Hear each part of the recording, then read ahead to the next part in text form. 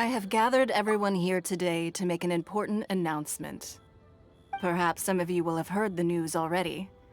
I am, in fact, planning to rebuild the Jade Chamber. Rebuild the Jade Chamber? That's a huge project! So the rumors are true. No wonder the price of building materials has gone up so much lately. The Jade Chamber means a lot to Lady Ningguang. Getting involved in this would be a huge opportunity. Lady Ningguang, is there any way we can be of service? Patience. Since the news made it out a few days ago, I have already had many people contacting me to declare an interest in joining the project. Nevertheless, I do have a few matters I should like to entrust to you here today. The building site has been chosen, and most of the materials have been assembled. 3 key items are, however, still outstanding. They are as follows: Sunset Vermilionite, Wonder Cores, and Adepti Sigils.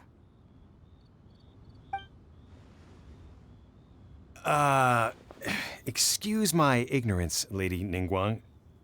I'm familiar enough with Plostrite, but I've never even heard of those other 2. Only sufficiently large pieces of Plostrite, or specifically Vermilionite, may earn themselves the Sunset moniker. This stone is what allows the Jade Chamber to float. Wonder Cores, meanwhile, are the central components of the mechanical structure of the Jade Chamber. Adepti Sigils serve as a means of integrating the mechanical devices with Adepti art.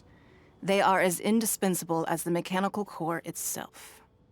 Although these 3 items are rare, I trust that with your connections and capabilities, procuring them will not be a question of if, but of when.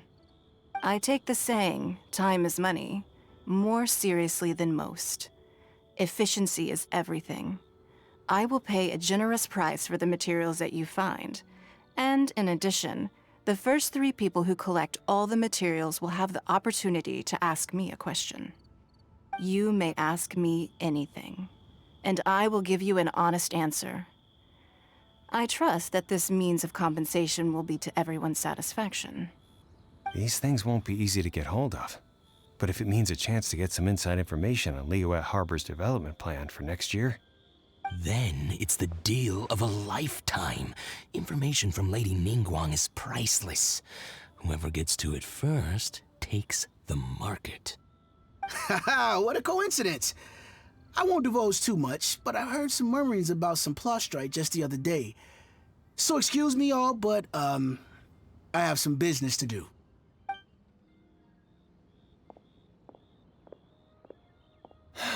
No. We better move quickly, or this opportunity will be snatched away from us. Ningguang's rebuilding the Jade Chamber?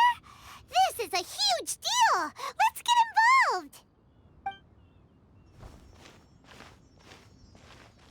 So you heard my announcement, did you? What do you think? Interested? Yes. Providing the question pertains to something I am knowledgeable about. Really? Ooh, then Paimon will ask you about how to run a business! Then we'll never be short of Mora ever again. Of course. But how much information I share with you will depend on your performance. The construction of the Jade Chamber requires a great deal of space. The abandoned mine outside the Golden House has been selected as the building site. Once you have collected the materials, please take them there. I have other business to attend to now. Otherwise, I would gladly escort you to the site in person. When you do arrive, please seek out my secretary. Remember, this is a race against the clock. A rare opportunity presents itself to you. Do not let somebody else snatch it from your grasp. Ningguang seems super busy. Come on, we'd better get going. First, we gotta get out of Eugene Terrace. Huh? Look! It seems like there's something kind of fishy going on over there. Ma'am, you seem like an eminent and distinguished young lady to me. I can see that you're easily gonna win this procurement contest Lady Ningguang has set up. As it happens, we have some information about the materials that I really think might interest you. Come on, let's find somewhere a little more private, and we can get down to brass tacks.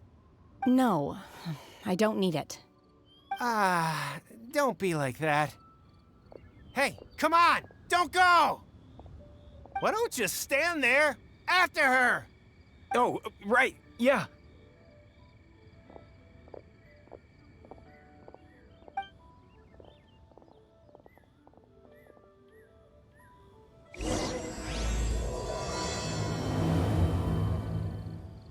Did you hear that? They said they had some useful information. Information's just what we need right now. Let's follow them and see what we can find out.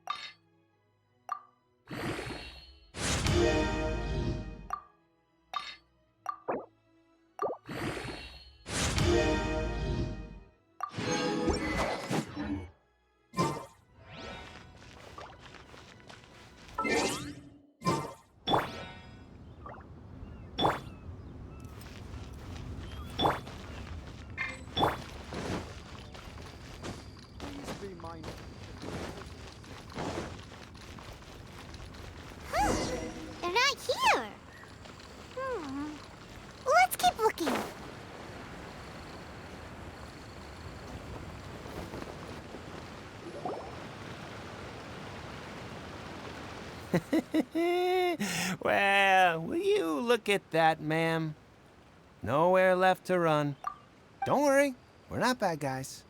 You give us some mora, we give you a little info. Everybody's a winner. Boss, I got a bad feeling about this. Look at her, the white hair, the energy she gives off. I'm telling you, there's something different about her. So what? She's loaded.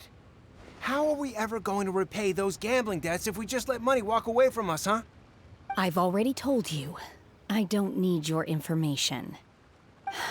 If you still can't grasp that, I'm happy to repeat it in a way that won't be so easy to forget. Come on, ma'am. You seem like an intelligent lady.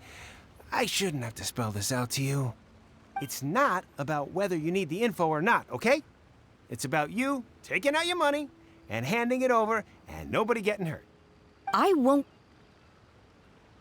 No more excuses! I know you have money. I saw you. Yeah, I saw you. Strolling into Leo Lee Pavilion, ordering a table full of food, and only taking a few bites. Then Shinjuei Kiosk, then Wanmin Restaurant.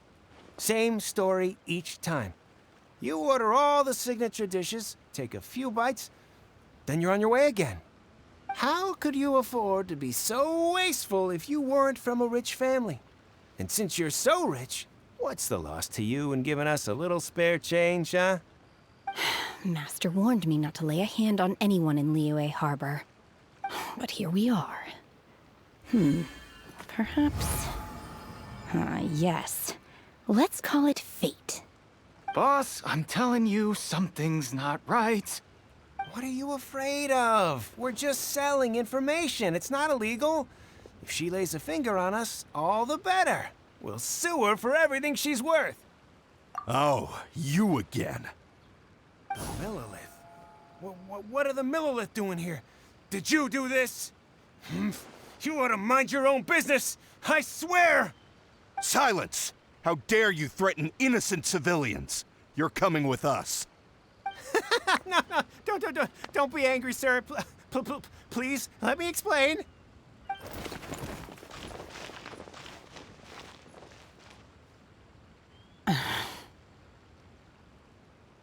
Shenhe, Shenhe?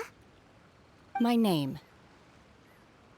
Oh, so your name's Shenhe. Paimon's name is, well, Paimon. And this is Paimon's travel buddy. Oh, I've heard about you two before. Thank you for helping to defuse the situation. I could have dealt with it myself, though. I suspect smashing his head against the ground a handful of times is all it would have taken to get him to surrender. You can't do that. That's way too violent.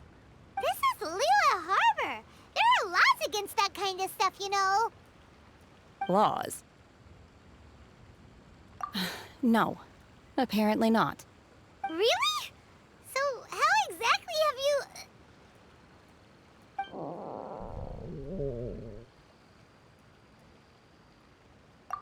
That would be my stomach growling. I haven't eaten enough. She's so honest. Wait, that's right. They said you went around all the restaurants ordering this and that and the other, but only took a small bite of each dish. Then of course you're still hungry. So, anything in particular you're hungry for? Chingson, glaze lily, violet grass. These are my usuals. Medicinal herbs? Kinda hard to explain. Anyway, Boo Boo Pharmacy's not far away. Let's take Shenhe there for a big medicinal meal. After all, you can't work on an empty stomach. Psst. Do you think Shenhe might be an adeptus? It seems like it's her first time in Liyue Harbor, and she doesn't seem to get how things work here. If she is an adeptus, that would explain everything. Where does she fit in with the other adepti, though? Paimon's super curious.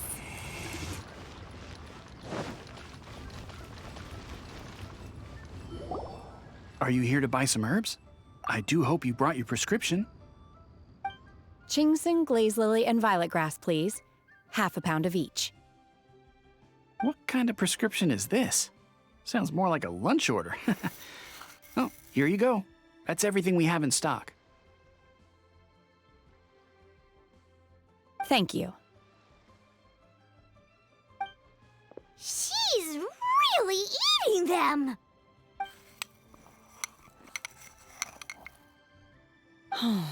My hunger has now abated. Thank you. Rather awful. Though they were not completely devoid of sweet fragrance, after consuming a large quantity of them, bitterness is all that remains. So, how come you chow down on these and barely touch the restaurant food? If Paimon had enough Mora, Paimon would go to the fanciest restaurant in town and order a whole table of food and eat it all in one go. Because I'm not sure whether I will remain here in the future. The food of the mortal realm is most delicious, but should I return to the mountains, yearning for the food here shall only pose an obstacle to my continued spiritual development. Sampling each dish in order to appreciate its taste is enough. Return to the mountains. That proves it. Paimon knew she was an Adeptus. Enough about me. What are your plans from here? Oh, right! Paimon almost forgot! We came out to take part in the Rebuild the Jade Chamber competition! And now we're probably super behind because we've been held up for so long. I see. I heard something about the contest when I was passing by. Yep! You get to ask Ningguang any question you want if you win! Were you interested in the contest too, Shenhe? I came for the rebuilding of the Jade Chamber, but until this point I had no intention of joining a contest. However, you have shown me your kindness, and I would now like to lend you my assistance. Oh, don't worry. I ask for nothing in return. Wow! You really don't have to. But having an Adeptus help out will make things a whole lot easier, so...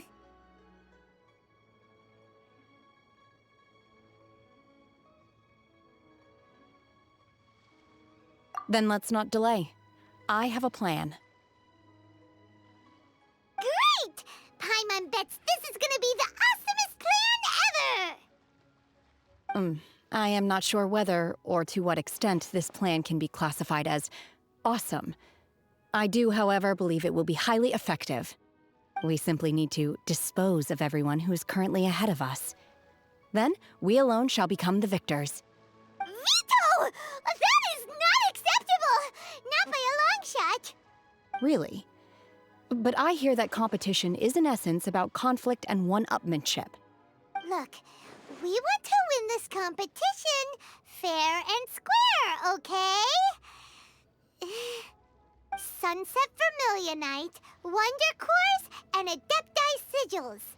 Let's start at the top of the list and work down. So, for Plostrite... I was wondering who I could hear arguing over there. So, it's you. Baishu? What are you doing out here? Lady Ningguang wishes to purchase a large batch of wound dressing. We're running low at the store, so I came out to fetch the ingredients personally. Huh? How come Lady Ningguang needs so much wound dressing all of a sudden? I'm not too sure. I did hear she's looking to rebuild the Jade Chamber. Maybe for its first aid on site? I didn't ask, though. Far be it from me to pry into my customers' personal affairs. Oh, and she also borrowed Chi-Chi. Meaning Boo Boo Pharmacy is very short-handed right now. I don't suppose any of you are looking for part-time work by any chance? No, we've got other stuff to do. While you're here, though, you seem to know a lot.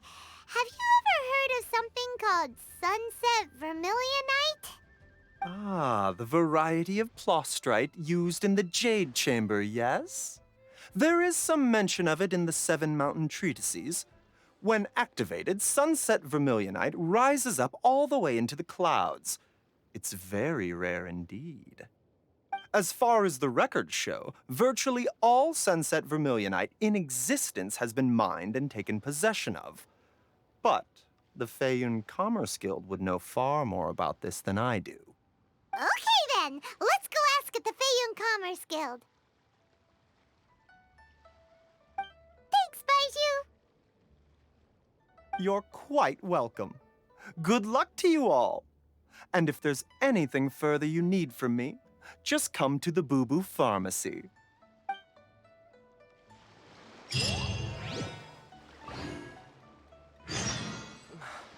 I can't read what this says.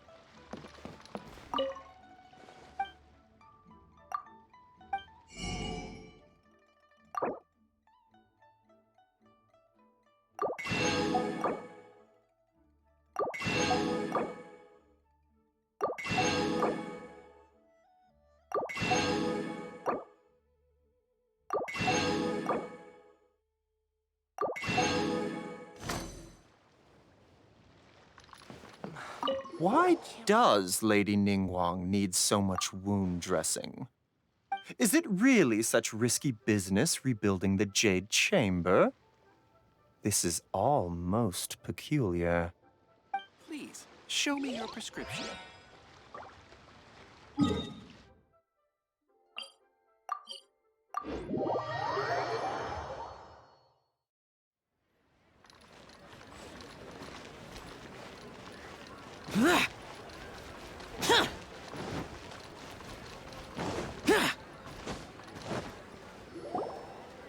Master Xingqiu, thank goodness you're finally back. Oh? Why do I detect an urgency in your voice? The guild has had a whole string of strange orders in recently. Everyone's been completely caught off guard. Your father gave me specific instructions to ask you to stay and help out if I happen to see you. I see. Have someone sort the orders by type for now. I'll deal with them myself shortly. Oh, how wonderful. Thank you, Master. With you on the job, I can breathe a sigh of relief. Hey, Xingqiu! Glad you're here. We want to ask you for some information. Traveler, Paimon, please wait a moment. Shu, I need to entertain some guests. Please continue with your work for the time being, and we'll discuss the matter of the guild's orders in more detail later on. Understood, Master Xingqiu. Then I will leave you in peace.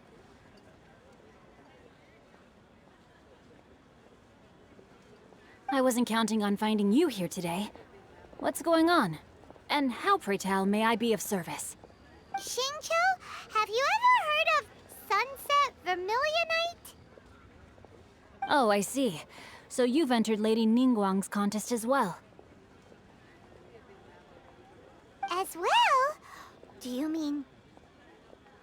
The truth is, the Feiyun Commerce Guild is in possession of some Sunset Vermilionite, but only one piece.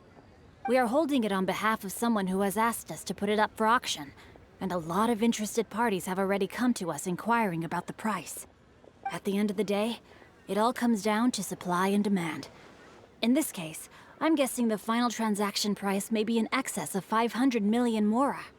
500 million?! Honestly, I would recommend that you don't bother bidding on this one. The price is greatly inflated, and it's just not worth it. But without any Sunset Vermilionite... Don't panic. I don't suppose you ever heard of Sea Gazer? Who? Sea Gazer was once very close to Mountain Shaper, but if I am not mistaken, he has already passed away.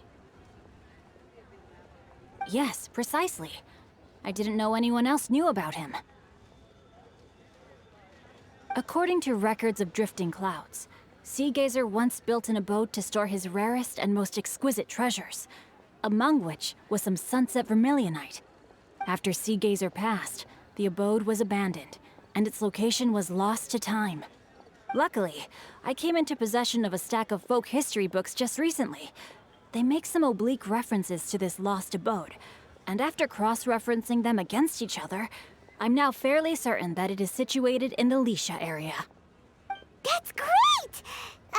But is it really okay for us to just go and take his treasure, wouldn't it be a little, disrespectful with him being an Adeptus? You needn't worry. As far as I understand, Seagazer was very open-minded. Even while he was alive, he wouldn't have let something like this bother him. Open-minded? I have not heard of Seagazer being described in this way before. May I ask where you read that? Just a rumor I heard out in the mountains. All right then, let's go.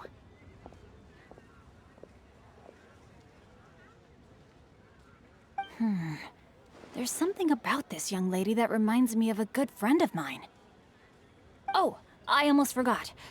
Adepti abodes tend to have very ingenious designs, especially when it comes to their defense mechanisms.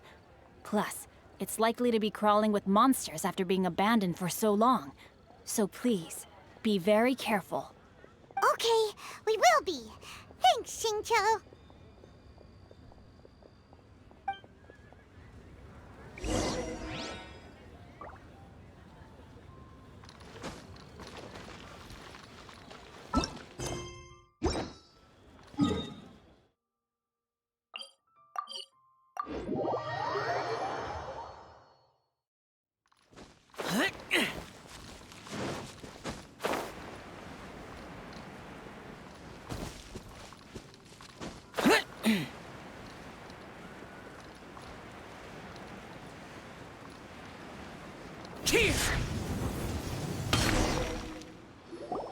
Let's see.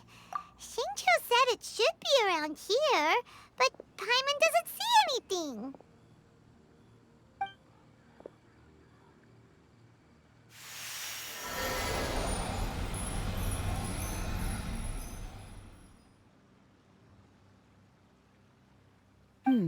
This place was hidden using a special Adepti art. But now that I have removed it, we can inspect the area more closely. Wow, that's amazing! Yep, let's take another look around. Hey, look! Is that a new Sealy over there?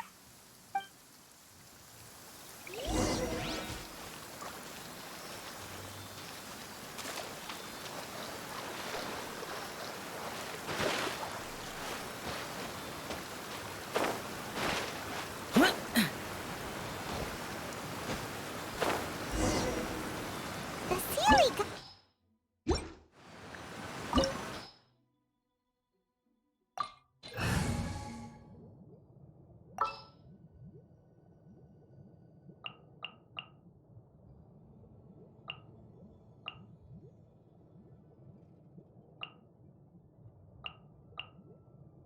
Wish me luck!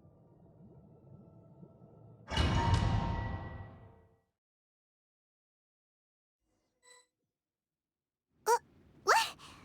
Weren't we at a waterfall just now? How did we suddenly end up here? Oh, so many clouds. It feels like we're high up in the sky. I believe this is the abode of that Adeptus. With any luck, the sunset vermilionite we're looking for should be in here. Really? Let Paimon see. Huh? Isn't that the Sealy from before?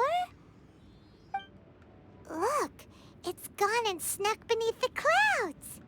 And now that Paimon takes a closer look, the rocks and trees here don't seem complete. Oh, could there be something below the clouds? These are not real clouds.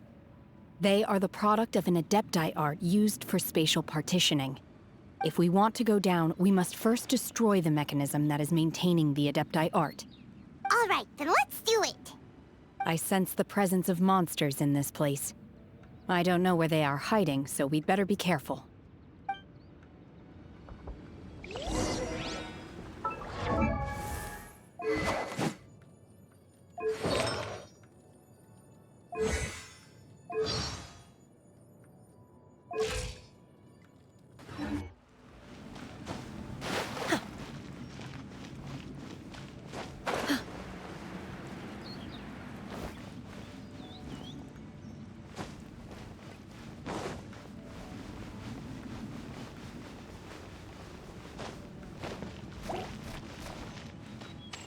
Take your true form!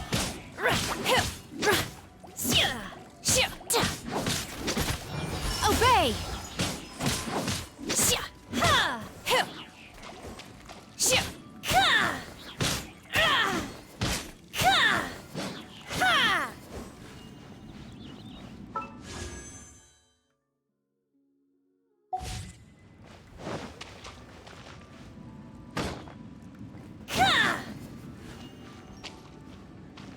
Transfiguration!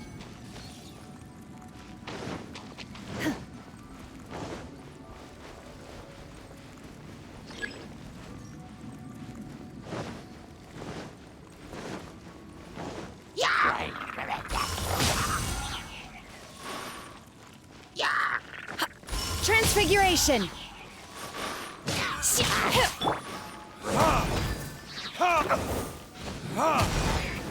A touch of frost.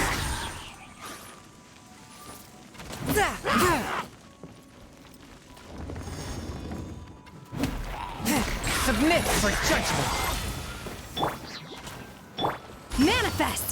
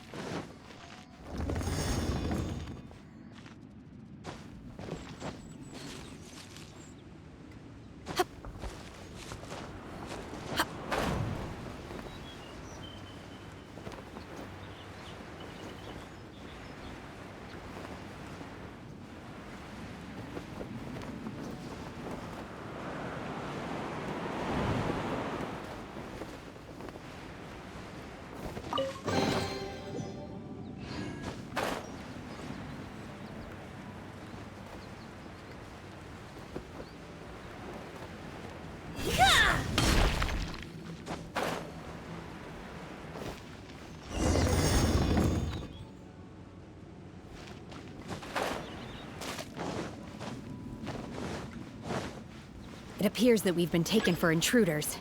This time, why not allow me to take care of this?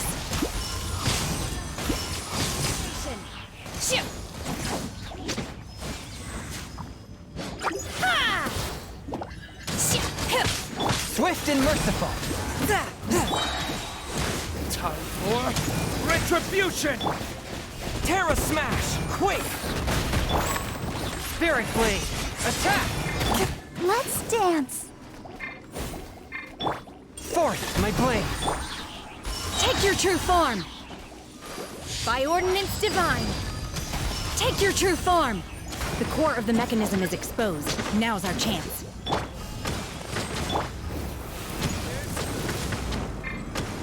Submit for judgment!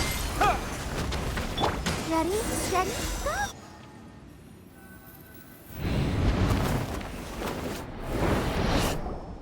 Whoa! We're gonna fall!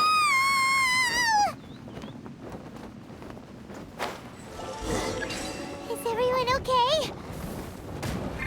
Look! Cecilia's disappeared beneath the clouds again! It looks like we need to go further down. But before that, let's destroy the guard mechanisms on this level first.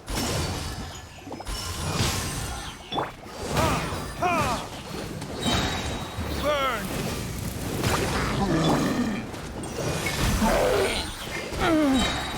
From whence you came!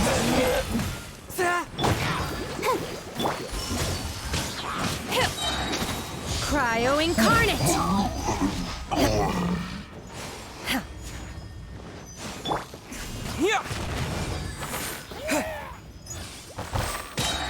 To dust!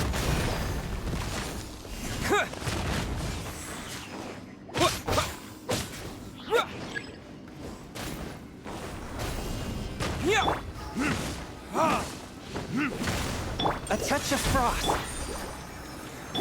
Unleash! Obey!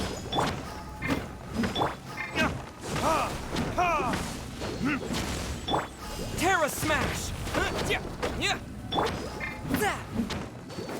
One with my blade! Manifest! Obey!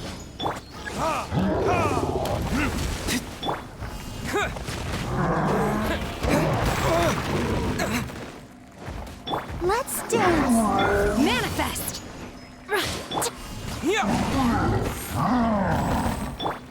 Verdict is...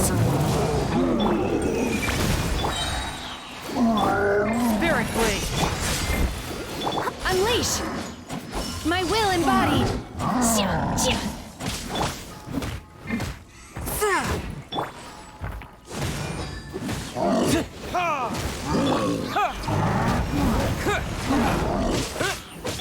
Let the show begin. Obey!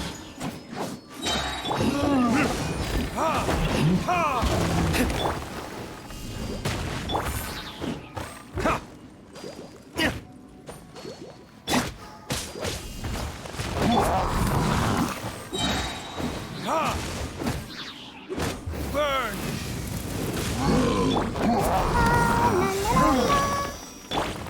Submit for judgment! By ordinance divine! Quake! A touch of frost! Manifest! Obey!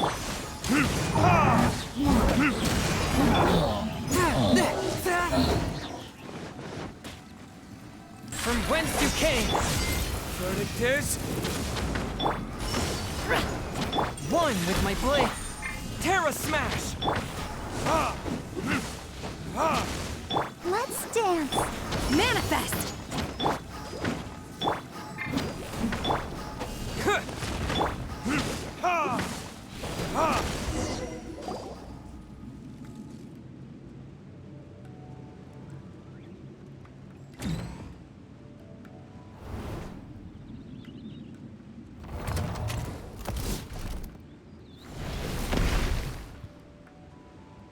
We're gonna fall.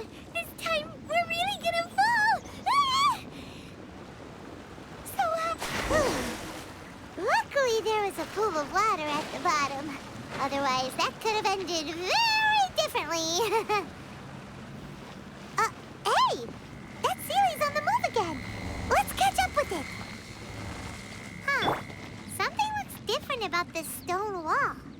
Let's take a closer look.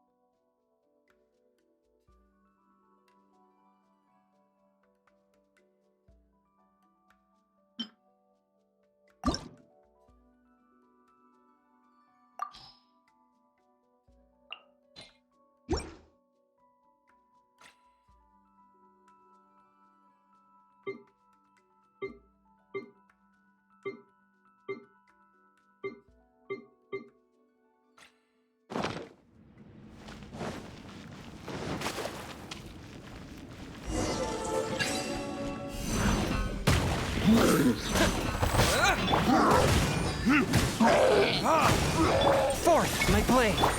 I'll protect us. Unleash! Manifest! Cryo incarnate! To dust! Terra Smash!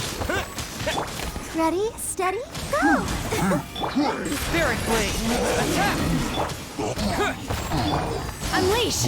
Manifest! Shoo! Ha! Hip!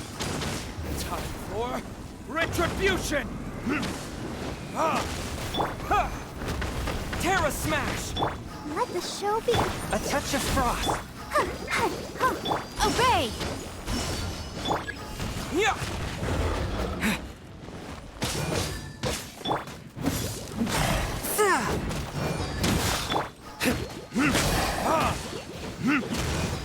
Manifest! Swift and merciful!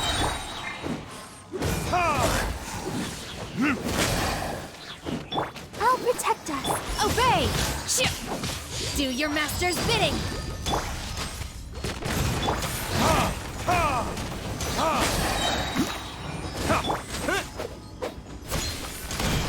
Burn! Submit for judgment! Hip! Forth my blade!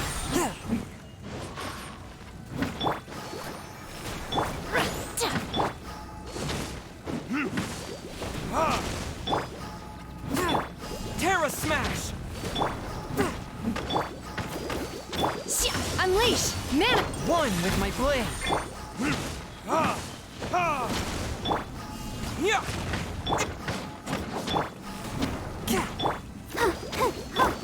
Unleash!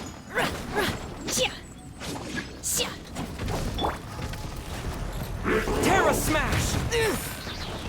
A touch of frost! Dust! Let's dance.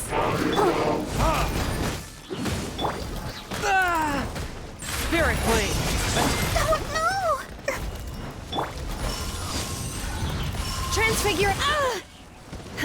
Swift and merciful! La la la la. By ordinance divine! Oh! From whence you came! Yeah! Verdict is... Terra Smash! Let the show begin. Hi. Submit for judgment! Obey! Yeah!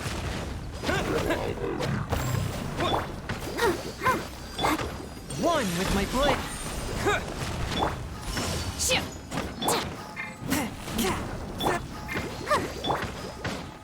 Unleash! Hip! Yeah!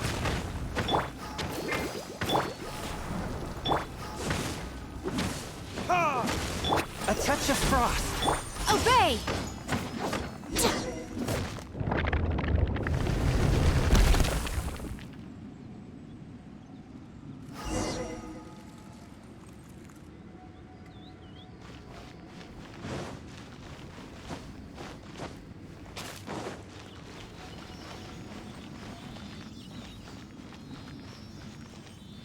Look over there.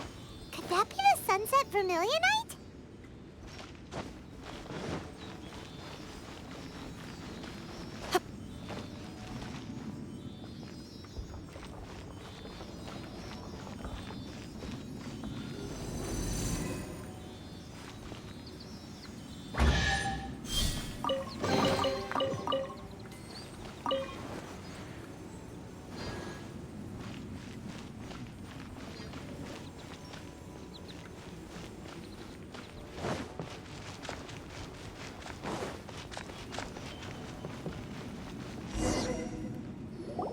Is this it? Is this the sunset vermilionite? It's so huge! That's true, but then again, why isn't it floating? Plaustrite doesn't float until it's activated. It may look different from most ordinary stones, but it weighs around the same amount. Only after being activated does Plaustrite reveal its true nature, breaking free from the shackles of the mortal realm and ascending up into the heavens. Wow, Shenhe, you seem to know everything about this. Only because my master is fond of chatting about these things. The moment she has some time to spare, she'll come straight for me and start telling story after story. I don't care for her stories most of the time. I certainly didn't expect them to ever come in handy like this. Hold on a sec! Paimon just realized something. If we activate it here, there's no way we'll be able to get it back to the site, right? Heck, we'll be dragged up into the sky too! But if we don't activate it, how else are we gonna lift it? This rock must weigh well over 1,000 pounds, surely! Don't worry. I can handle the weight quite easily. Are you sure? Be careful. Please don't worry. I'm well aware that a plaustrite sample this large must be highly valuable. I will be gentle with it and make sure it does not get damaged.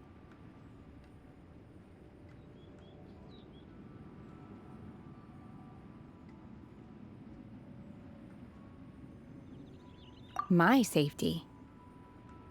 That's right! Paimon's sure you can handle it and everything, but if something this heavy lands on you, you're gonna get yourself hurt, no matter who you are. You gotta be extra careful when lifting heavy objects. It's just common sense. Is it now? Well then, thank you. I'll go on ahead with the plaustrite. Let's meet at the building site later. How is Shenhe able to carry that huge rock all by herself? Adepti super strength much? We can't slow down yet. Let's go meet her at the building site.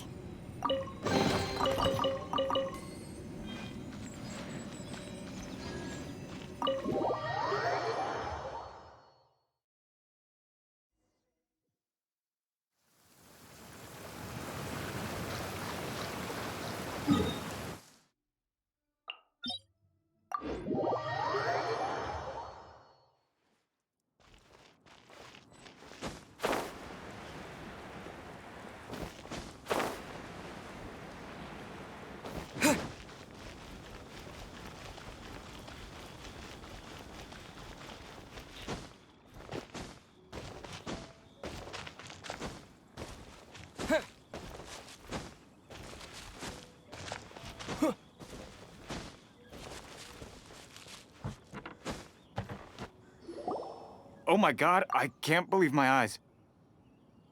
How can she lift that massive rock all by herself? She's gotta be one of those Adepti, surely. Oh, mighty Adeptus, please give me your blessing so that in the coming year I may reap a more bountiful salary. This is top tier in size and quality, and the condition it's in is quite simply immaculate. Congratulations, this item is approved for submission. I'm going to award you full marks for the Sunset Vermilionite item. May I take your name? My name isn't important. I'm not even here to compete. I was just delivering this for some other people. They should be here any minute now. Shenhe and Ningguang's little helper. Ah, so you're the ones behind this. No wonder. The rarest talent turns in the rarest plaustrite specimen. But I have to correct you on one point. It's not helper, it's secretary. Okay then, Miss Secretary, what do you think of the rock we found? Pretty amazing, right? In truth, it is the finest piece of plaustrite we have received so far. If everything goes according to plan, we will use this piece in the foundation of the Jade Chamber, which will enable us to proceed to the next stage of construction. As a side note, Lady Ningguang has rented some dwellings in the nearby area to serve as accommodations for the contestants. If you need a place to rest, you are welcome to stay there. Now, please excuse me. As you can see, there is still a lot of work to do on the building site. Shenhe, Shenhe! Just now on the way over, pretty much everyone was singing your praises! Oh, really? What kind of reaction is that? So strange. Aren't you happy about it? Whenever Paimon gets praised, Paimon can't help but hold her head up high and break into a big smug smile. I've had similar compliments before. They call me an Adeptus, treat me with great deference and respect. as if I'm set apart from the common folk. Yeah, 'cause that's how Adepti are. At least the ones we've met are pretty unique and reclusive, too. Way different than normal people. But I am not... Shenhe? I'm fine. I've been exerting myself quite a lot ever since we set foot in that abode. I'm just a little fatigued. Well, Byron said that there are some makeshift hotels we can use, right? Let's go check in and take a rest. No need.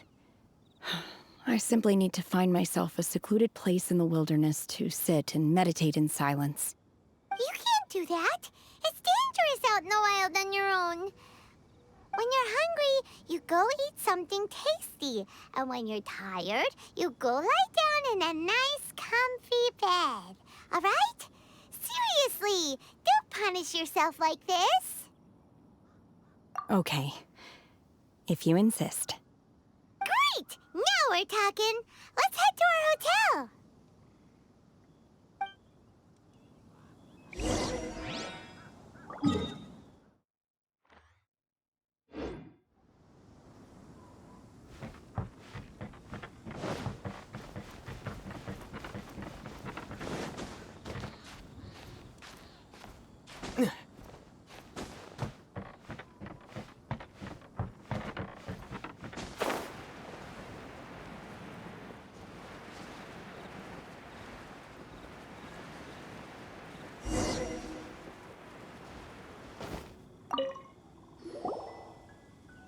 Hi there. Checking in, are we? You're just in time. We only have 2 rooms left. Since this was chosen as the building site for the new Jade Chamber, we've had a constant stream of people in this area. And not just workers either. Visitors, business people, tea sellers, all sorts. So, business is booming for me today. Very few vacancies. You're lucky you got here when you did. Great! One of your rooms is still being cleaned. I guess it should be ready within the hour. The other room is just through the door on the left. Here are your keys. All right. Hope you enjoy your stay. Please excuse me, I'll leave you to it. Shenhe, you should go get some rest. We'll hang around outside until the other room's ready. Paimon's gonna go see if there's anything good to eat around here. Paimon couldn't help but notice one of the guests walk in with a huge grilled chicken drumstick before. Let's buy one for Shenhe, too. She can have it as a midnight snack. Or save it for breakfast tomorrow. All right. I will head to my room for now. If you need anything, don't hesitate to disturb me. I'm a light sleeper. I will hear if you knock on the door. See you tomorrow.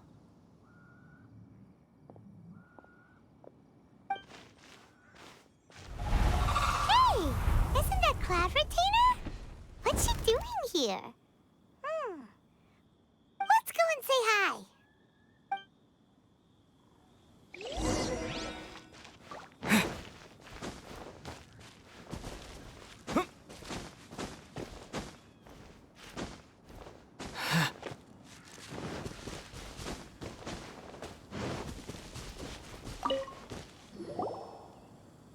One trusts you have met Shenhe. So, are you getting along quite well? So far, so good. Yeah. So, you know Shenhe too, Cloud Retainer? Naturally. Save for Ganyu, who spends the majority of her time in Liyue Harbor. All the Adepti living today are acquainted with Shenhe to some degree. Cool. So, what's her Adeptus name anyway? Calling her Shenhe feels kind of friendly, but also kind of disrespectful. So Paimon's thinking maybe it'd be better if we called her by her Adeptus name instead. Her Adeptus name? Why, pray tell, would Shenhe have an Adeptus name? Don't all Adepti have a special title they go by? On this latter point, you are correct. However, Shenhe is human. Right. Wait, what? What? You knew already? So is Paimon the only one who didn't know? Do you mean to say that she presents differently from ordinary human beings? Well, to start with, her problem-solving methods are extremely direct. Ah, yes. She was like this all those years ago when one first met her. In this respect, she has not changed. One first found Shenhe by chance in a cave. One was passing by and sensed the presence of a god's remains. Being of an ever-vigilant disposition, one entered immediately to inspect the scene. Inside was Shenhe, then aged around 6 years old. In her hand, she held a dagger with which she was confronting a monster that was the god's remains incarnate. That sounds so dangerous. When one arrived, she had already been locked in confrontation with this monster for several days. Most mortal children are fragile, both physically and mentally, and are highly reliant on their parents for survival, but not so her. That she was able to endure such terrible danger was due not only to her strong willpower, but also to the bloodlust and homicidal instinct with which she was born. One dealt with the monster, yet she still refused to lower her guard. She even pointed her dagger in one's direction and remained ready to strike. Only after she was satisfied that one had no intention to cause her harm did she finally relent. She then passed out without uttering a single word. In other words, if you hadn't passed by that day, Shenhe might have... Not necessarily. Upon one's arrival, one could sense that the god's wrath was gradually receding. Even had the stalemate continued, one suspects that Shenhe may have still emerged the victor of the confrontation. That's still so dangerous, though. Why was a tiny little kid battling against the wrath of a god in the first place? Alas, the mortal world is rife with suffering of every kind. And she had experienced her fair share of this, even at a tender age. Seeing that she was homeless, one decided to adopt her. Indeed, it is one to whom she refers. Shenhe has an extraordinary constitution, making her well adapted to practicing the Adepti arts. All the Adepti cherished her talents, and so we were willing to train her. However, her homicidal urges did not subside with age. Rather, they grew stronger day by day. Mooncarver once performed a divination for her. He declared that her fate is to bear the curse of calamity. Consumed by malevolent energy, she is prone to bring harm to those around her. Such is the magnitude of the danger this poses, that her soul must be bound with red ropes to keep her homicidal instinct at bay. The red ropes have indeed served to keep her calmer and more content. They also seem to have rendered her somewhat inexpressive. Perhaps the red ropes are so powerful that they have suppressed some of her other emotions as well.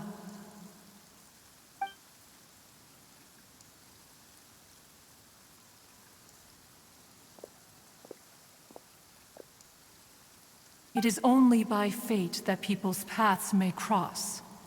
Now that Shenhe's path has crossed with yours, please be sure to treasure the gift that fate has given you, and take good care of her. Oh, now Paimon gets it. You came out here to check up on Shenhe because you were worried about her, didn't you? Huh. You dare draw such a facile conclusion on the nature of one's present excursion? Incorrect. The truth is that while Liyue Harbor may seem peaceful today, danger is always lurking in the shadows. Ningguang once made a bold assertion that this is to be the era of the contract between Liyue and the humans. Well, one is most curious to observe how she will respond to the coming storm. If she handles it admirably, one is willing to be a witness to her achievements. But if she does not, the Adepti shall not hesitate to seize control. Let us conclude our conversation here for today. One has occupied enough of your time, and night is approaching. Be sure to get ample rest.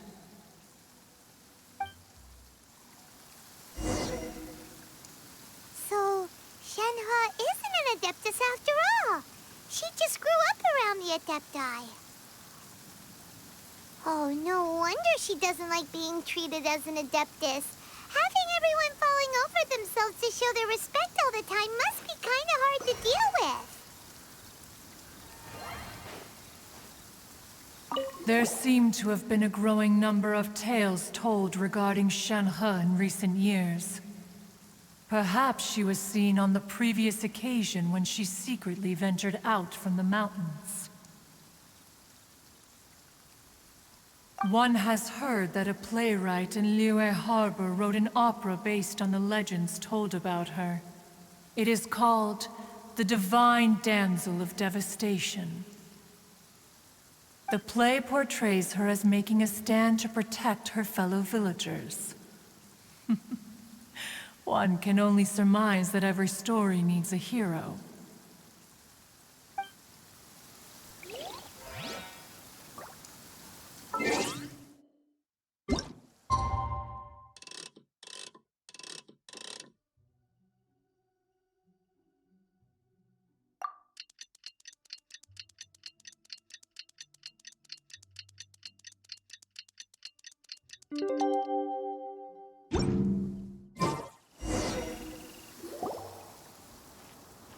Hey! So, Shenhe... Master has relayed my situation to you, I take it. Oh? How did you know? I'd intended to wait until you came back before going to sleep, but I didn't hear you come in. I was worried that something may have happened to you, so I went outside to check and caught sight of my master. On top of this, you have been acting very strangely around me this morning, causing me to suspect that my master must have told you everything about me. After all, Master is... very talkative. Sorry, Shenhe. Paimon had you down as an Adeptus this whole time, but it turns out Paimon was wrong. It's okay. I don't mind. The fault is mine for not explaining everything to you sooner, because in my experience, trying to explain is a futile pursuit. Still, though you mistook me for an Adeptus, you never treated me as distant and unapproachable. Instead, you treated me as you would a friend. For this, I am very grateful indeed. To be fair, we've met our fair share of real Adepti, too. Anyway, now it's settled. From now on, you're our friend. Whether you're an Adeptus or a human isn't the important thing. First and foremost, we're just plain old friends. Got it. Although I don't know quite what it entails in terms of what I have to do, I must say I like the title friend very much indeed. Great! Well, now that we're all rested up, we should start searching for the other 2 items on the list. But before we do that, let's go to the building site and ask Ningguang's little helper how the progress is going. After all, Sunset Vermilionite is so rare. Paimon doubts many competitors will really be able to find any. If it turns out some of them have given up already, we'll be able to take things a little more slowly. Oh, and another thing. We bought some grilled chicken drumsticks on the way back last night. There was a place just outside. Here's one for you, Shenhe. Try it! They're so good. I concur. It has a rich flavor, far more agreeable than those I've cooked for myself in the wilderness in the past.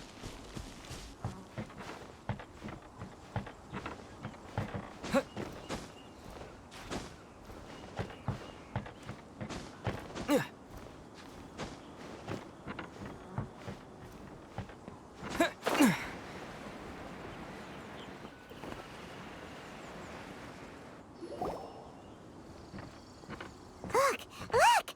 The Jade Chamber is floating into the sky! But it seems to be tied down by something. That's because it's not finished. Hey, Bywin! And hey, Beto! And hey, person Paimon doesn't know? Given the enormous scale of the Jade Chamber, we split the construction work into 2 phases to make sure the structure remains balanced. Before we find some suitable plastrite, we build the Jade Chamber's keel at ground level. Once the plastrite is ready, we place it into the keel and let the partially constructed Jade Chamber rise up to the height of the surrounding mountain peaks. The remainder of the construction work is then carried out at that altitude. Once everything is ready, we release the iron tethers and allow the Jade Chamber to rise to its target altitude. Miss Bywin, we've brought some new materials to submit. One moment, I'll be right there. The construction work has only been able to progress this rapidly thanks to the plastrite provided by you. Lady Ningguang is most grateful and looks forward to seeing more of your work. Wow, can't believe you sourced the plastrite so quickly. It's the key piece of the puzzle. Looks like you beat us to the punch. Beto, you're joining the Jade Chamber contest too? Sure am. I happened to get my hands on a chunk of sunset vermilionite on a voyage a while back, so I figured I'd bring it over. Huh. So even though it's rare, we're not the only ones who managed to get a hold of it. Oh, I've got some introductions to do. This is the renowned Miss Yun, or Yunjin, probably the most famous figure in the Liyue opera scene. Greetings. These two are Paimon and the Traveler, both good buddies of mine. And this is... sorry, not sure we've met. Shenhe. I am their... friend. Good to meet you. A friend of a friend is my friend too. Or, as I like to say, a mate of a crewmate is part of the crew. Miss Yun is also here for the contest. Turns out she needed to borrow a boat, so we came together. It's an honor to finally meet you both. I've heard much about you. Miss Shenhe, though we are only meeting for the first time, I have a feeling that we will get along very well indeed. To be honest with you all, I am in great need of this opportunity to ask Lady Ningguang a question. That's why I joined the contest. Thanks to my father's connections, I was able to acquire a specimen of the plastrite required. Fortunately, it was approved for submission, despite being a little on the diminutive side. Wow. So it looks like the 3 of us are competitors now. Excuse me for prying, Miss Shenhe, but are you competing as well? No, I don't have any questions for Ningguang. I just wanted to help him win. In that case, I have a proposal to make. Lady Ningguang said that the first 3 contestants to procure all 3 materials will be awarded the chance to ask a question. Well, there are 3 teams here. We can split the prize between us. Instead of competing against each other, we could work together to secure the top 3 places between us. What do you think? Sounds great, but how does it change things exactly? I think I see where you're going with this, Miss Yun. The plastrite was the most difficult item to source by a long shot. Luckily, all 3 of us managed to get our hands on it. The 2 remaining items aren't quite so rare, so as long as one of us finds a way to source it, the other 2 can hop on the bandwagon. How'd I do? Is that what you had in mind? Precisely. Huh. Interesting approach. Okay then. All right, I'll go first. I have some leads on these wonder cores. From what I've heard, the core itself is really not that difficult to make. The hard part is getting hold of the ore used as raw materials. I'm gonna head back to the ship and ask Su Ling if he's heard of them. You guys... We will head into town and seek advice from Master Zhang of Hanfeng's Ironmongers. Thoughts? Wonderful. We'll split into teams then, and whoever makes progress first brings all of us a step closer to victory. I'm gonna take off. See you later. Okay, let's go! By the way, what question are you gonna ask Ningguang, Yunjin? I'm looking for a venue to host the performance of our new opera. Lady Ningguang has excellent judgment, so I would like to hear her opinion. Ooh, what's the opera called? Paimon wants to go see it. The opera is a labor of love by my father. He wrote it based on a popular urban legend about an evil spirit and an adeptus. It's called The Divine Damsel of Devastation.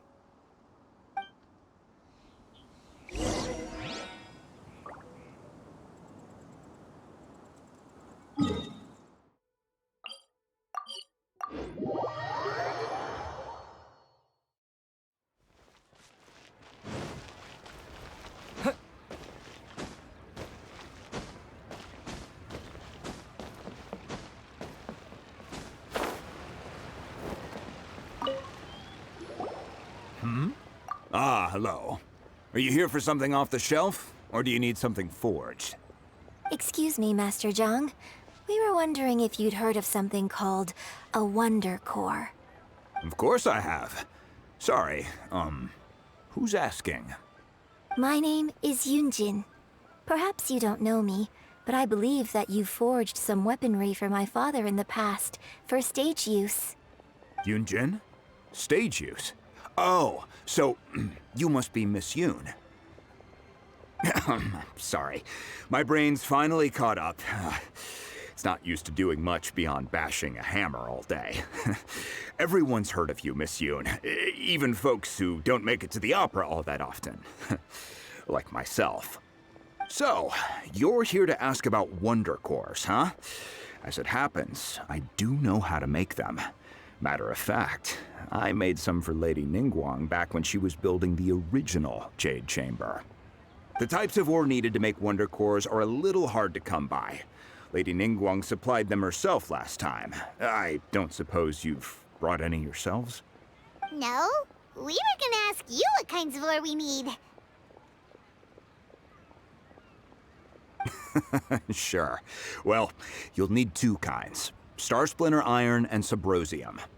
If I remember correctly, Lady Ningguang sourced her Star Splinter Iron from the Mount Tianheng area.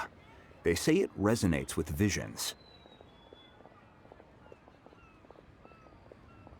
It could take some work, but if you stick with it, you'll find some eventually.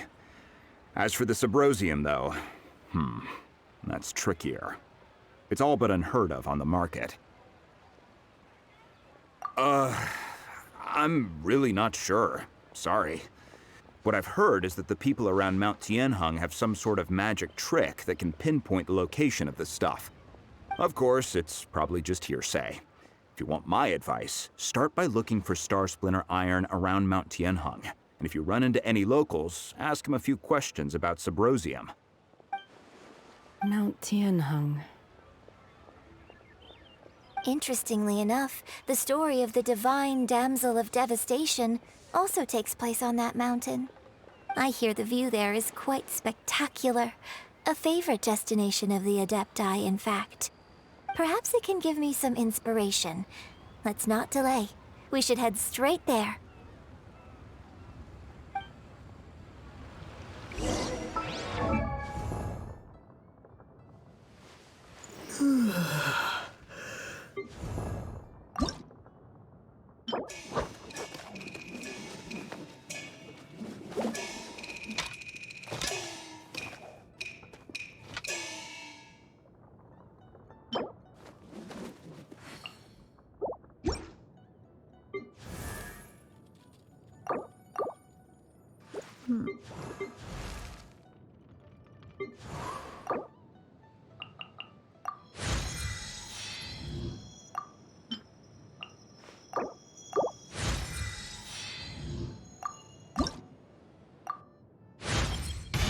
This is it?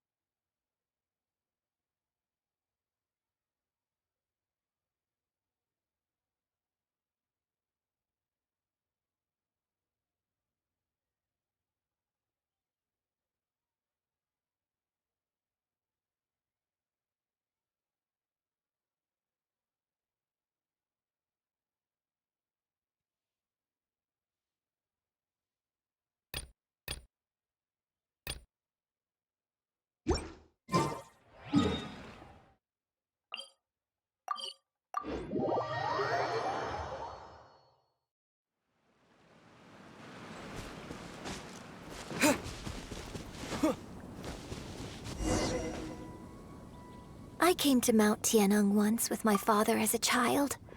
I remember it being such a long climb that I could barely feel my legs by the time we reached the top. This is quite a trip down memory lane for me.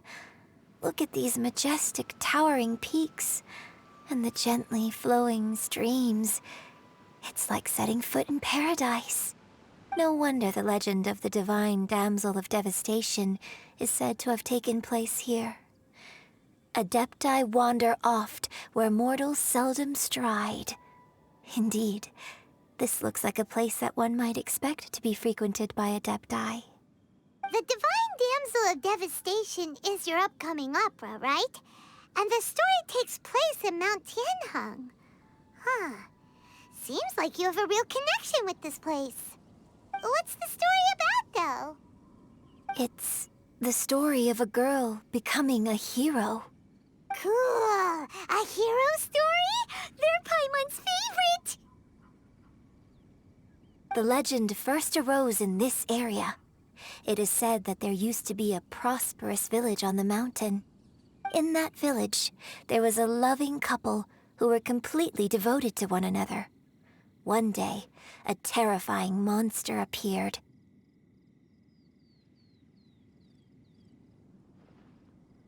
The wife was out collecting herbs and was captured by the monster. Her husband was so distraught at the news that it broke his spirit and drove him to madness. The vile and vicious monster told the villagers, "If you want to live, you must sacrifice a child to me." What a nasty piece of work! Paimon sure hopes this monster gets put in its place! But the monster was so terrible and so strong that all within the village were terrified of it. They had no choice but to give in to the monster's demand. Just while they were discussing whose child would be given over to the monster, a little girl suddenly stood up and came forward. No! Don't do it, little girl! Unbeknownst to anybody else, she was concealing an exorcist's blade. She approached the monster's lair, feigning fear and trepidation. When she finally arrived, she courageously drew her sword and entered into a fierce struggle with the monster, from which she eventually emerged as the victor. Her extraordinary abilities drew the attention of the Adepti, and they took her as one of their own. Her story became the stuff of legends. But alas, the paths of mortals and Adepti seldom cross, and she would never again re-enter the mortal world. And so, destined to grace the mortal realm for but a brief moment, she vanished like a wisp of smoke into thin air. That's how the opera ends. I really like this story. But I personally think that perhaps the little girl was not as brave as the opera makes her out to be. I'm not sure she deserves all the praise she is given. I've never considered that before. Opera is always an interpretation of the events it purports to portray. A certain degree of deviation from the truth is always inevitable. When my father wrote the script for this play, I suppose his intention was to inspire his audience with the character of the divine damsel. I think it's a great story. The ideal story. Well, it sure inspired Paimon! Let's go get ourselves some Star Splinter Iron! Yeah!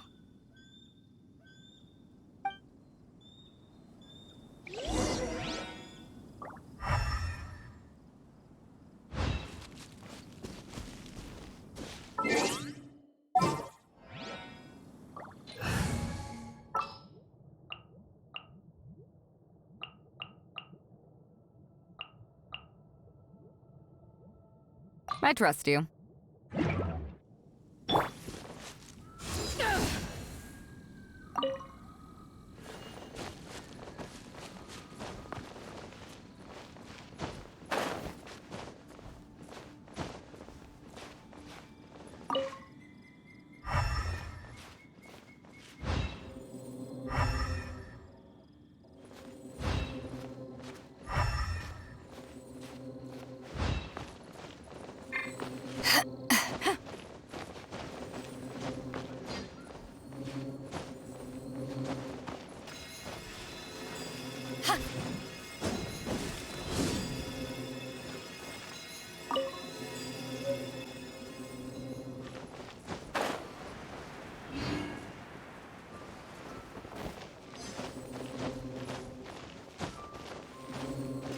This should be enough Star Splinter Iron. Now we just need to find that Subrosium. I think I saw a village on our way here. Master Zhang said we should ask the locals for help. Why don't we try there?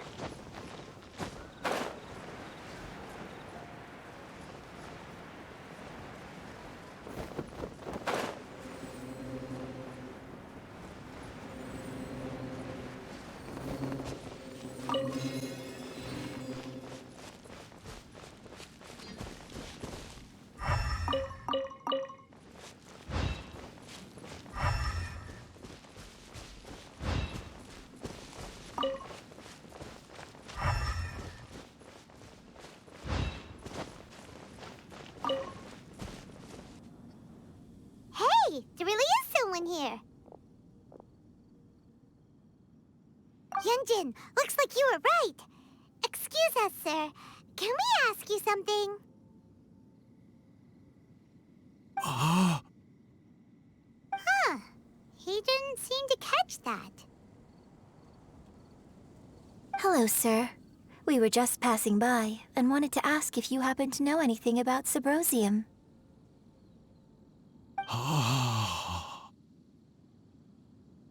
Is he trying to tell us to look for clues in the village? Well, whatever. Guess we're on our own here. Shenhua, Yunjin, let's have a look around.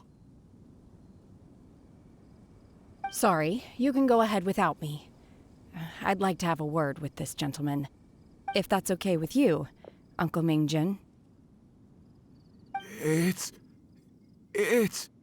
Shen-He. Shen-He. You're alive. The rumors were true. So, all these years? I'm sorry, I don't know how to find Subrosium. But I think you can find some information in the village. And this place is deserted now. No one ever comes here.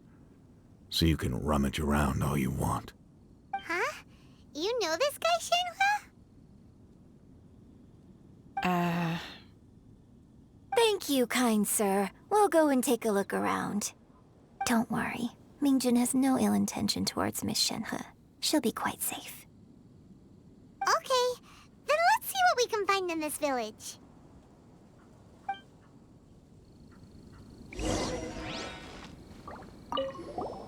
I came back here once before, a few years ago. Alone. I hid it from Master at the time. It was deserted then, too, except for a few low-life bandits. Everyone and everything I remembered was long gone. But as people were passing by, they stopped to admire me. They praised me, telling me I gave off the aura of an Adeptus. I tried explaining to them that I wasn't an Adeptus, just an ordinary person who came from this village. But no one believed me. When I saw how run down all these houses were, I felt at a loss. It was like I took a look at the world, and on the surface, it looked like a vast realm with so many places I could go. Then I looked a little closer, and there was nowhere for me to go at all. Suddenly, so much time has gone by. Everything has changed. Last time I visited, I felt so upset. But today, I don't know why, but it feels different. It is easy for your mind to run wild when you are alone. But this time, you are with your friends, aren't you? Yes, my friends.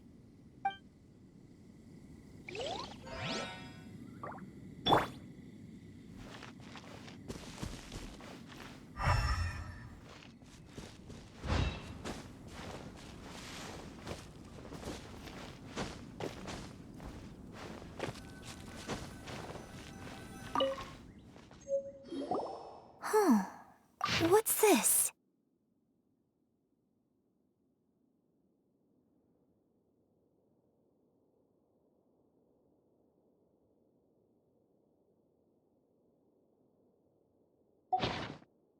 So, Shenhe is the divine damsel?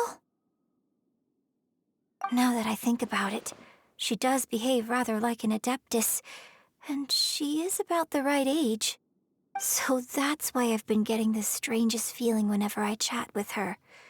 I should have noticed it earlier. According to this text, the divine damsel from the opera was actually the daughter of the loving couple. And she didn't volunteer. She was sacrificed to the monster by her own father. Oh, the truth is even more lamentable than the opera. Now I understand why Shenhe said the girl was not as brave as people think. It wasn't her choice to enter that ghastly situation. She was forced into it. Oh, it looks like my father may need to make a few revisions to his beloved opera.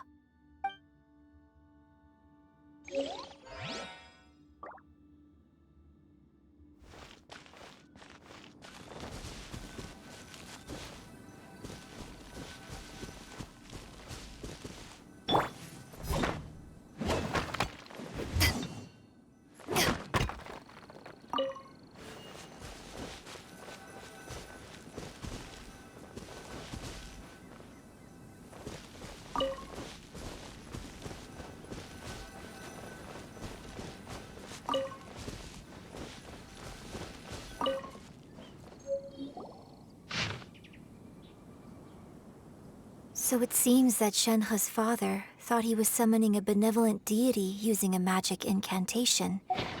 But in fact, he summoned an evil god's remains, which took the form of a monster. His obsessive yearning for his deceased wife led to a terrible tragedy. The villagers moved away in fear, without ever learning the truth. And now, this place is deserted. Still, I do wonder what the connection is between Shenhe and Mingjun. We've looked everywhere, but still no mention of Sabrosium. Let's have a look over there.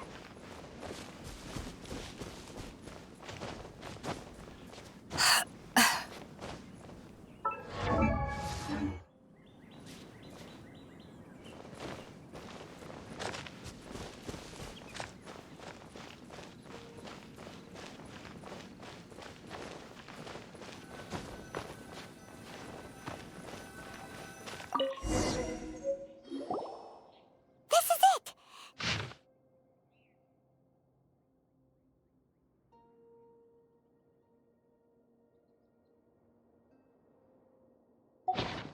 So basically, we need to go to the middle of the lake south of Mount Tianheng at dusk, and we'll find us some Sabrosium! Let's go back and tell Shenhe the news!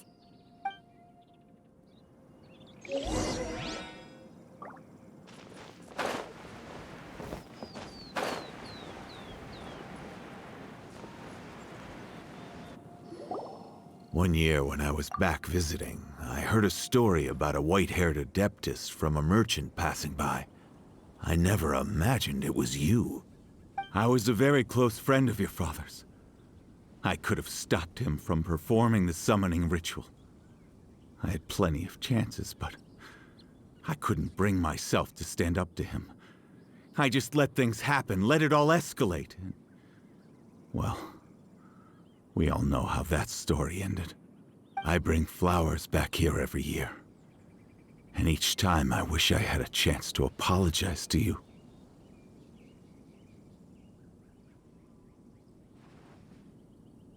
Apologize for what? If you'd stopped him, he'd only have found another way.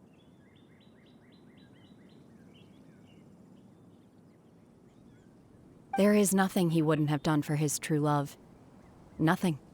Do you still hate him? I don't know what I feel. I'm told my fate is to bear the curse of calamity, so my master bound my soul with red ropes to curb my aggression. But it also dampened my emotions, making me dispassionate, like the Adepti. So if you ask me how I feel about the past, if I hate my father or not, the truth is, I feel nothing at all. It must have been so tough for you all these years. Shenhe! We're back!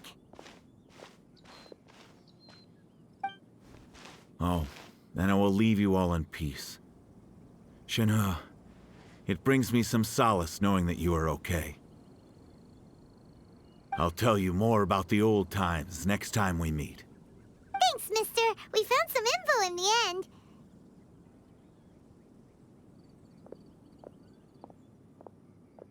Shenhe, look!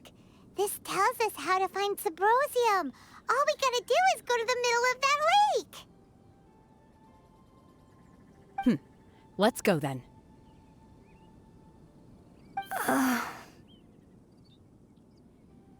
Miss Shenhe, there's something I'd like to talk to you about.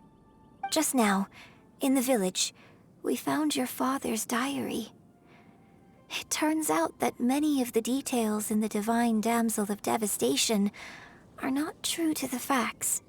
So I'd like to change them. Why? I know I say that opera always deviates from the truth, but now that the main character is standing right here in front of me, I cannot simply dismiss your lived experience in favor of my father's fiction. It's okay. I like your version.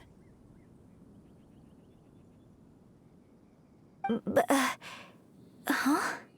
My master once said that the day I learn how to use my strength for the good of others is the day that I can truly become part of human society. So, I hope that one day I might be brave enough to stand up and protect others, just like the girl in the opera. But I've never thought this way before, and I wonder whether I will continue to think in this way. Don't worry. I believe you will. In fact, I think maybe you've already started to become the person you aspire to be. You just haven't had the opportunity to see it for yourself yet. Shenhe! Yunjin! Cut the chit-chat! Let's go! We can't let someone else beat us to it!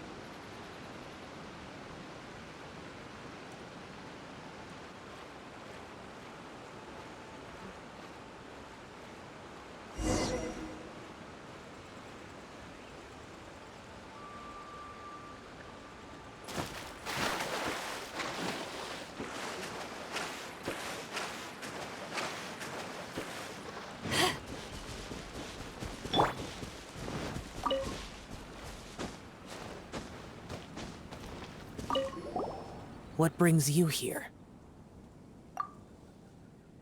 Have they found a solution to the danger in the sea? Ningguang didn't tell you. Something has happened in Guyan Stone Forest. According to the contract, as an Adeptus, I should not get involved for now.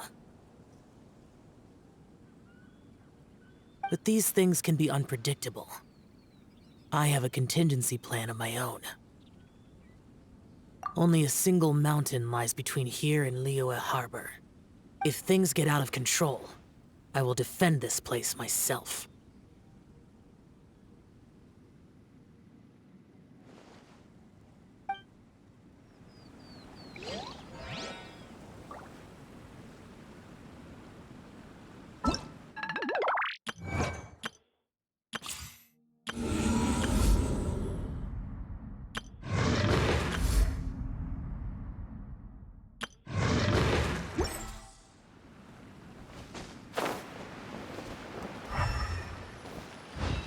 That's everything we need! Let's head back and report in! Paimon's curious if Beto's made any progress.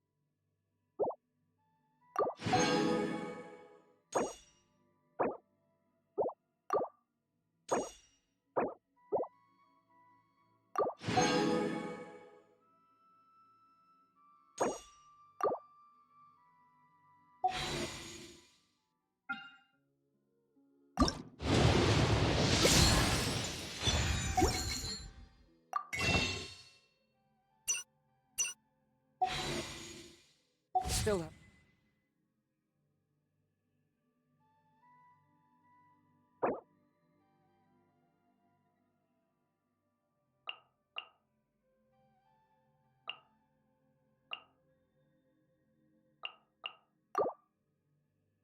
A lot to do at the guild.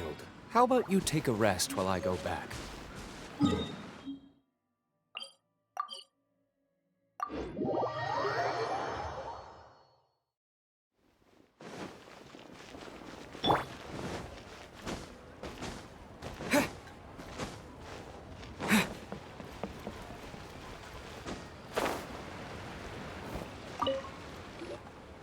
Oh, goodness. So, are they okay? This is some top quality ore you found. I think I'll get a good end product out of these. Guess now it's my time to shine. Hey everyone, how's the A-team doing? I ran into a bit of a brick wall on my end. Suling's never seen a Wonder Core before, and says it'd take a lot of research for him to get up to speed. Leave the Wonder Cores to me. I'll work on them while you go about your business. Don't worry. It won't take me too long. Much obliged, Master Zhang. We should look into the Adepti sigils next, but where should we find items relating to the Adepti? I'll sort that out. Oh? You got this then? Yes. I have been training with the Adepti for years. I know a thing or two about making sigils. When we first met, I told you I came for the Jade Chamber, not the contest. In fact, I came specifically to deliver Adepti sigils. Master heard that Ningguang was planning to rebuild the Jade Chamber, so she sent me to deliver some Adepti sigils to her. Master also said she hoped that I can take this opportunity to rejoin human society. But now that I'm here, I wonder if I've been removed from the world for too long. There's so much basic knowledge that I lack. Maybe it won't work for me to stay here after all. But either way, I'm very glad to have met you, and I'll take care of those Adepti sigils. Without knowing the ins and outs of your situation, I can't say whether you should stay or not. But now that our paths have crossed, we'll always have a connection. So if you're ever feeling down, come find me on my ship. There'll be a drink waiting for you. Thank you. So, Master Zhang, I'll need to use your facilities to make the sigils. Fine by me. I'm actually curious to see how the Adepti arts work. Maybe I'll learn something.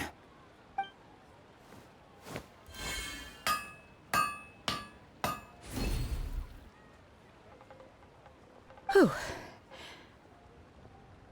The sigils are ready. Though they are in some respects inferior to my masters, I can assure you there will be no quality issues. I've finished forging the things you asked for, too. Great! Let's go submit them before someone else gets there ahead of us.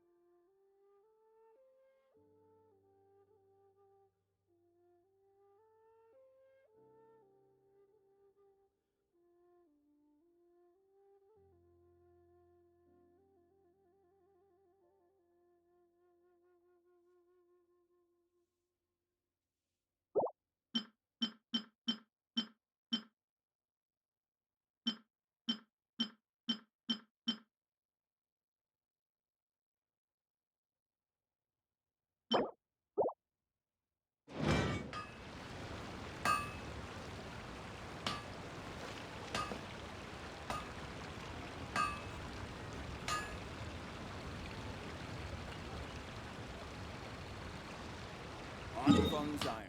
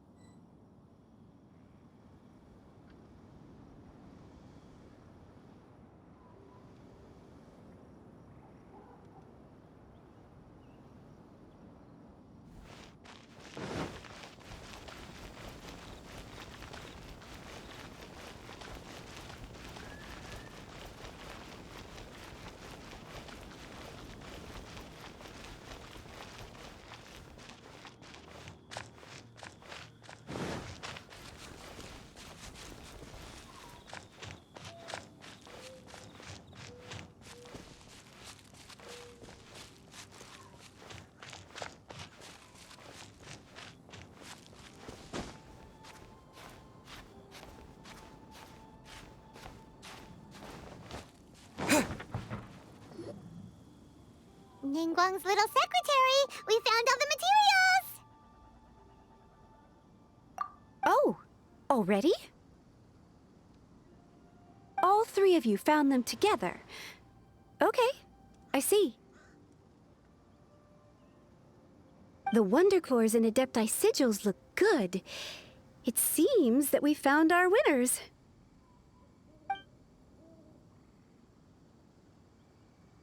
I hereby announce that the winners of this material procurement contest are the Traveler, Yunjin, and Beidou. What? It's over already? I haven't even found the Plustrite yet! I can't believe it. So close, but so far.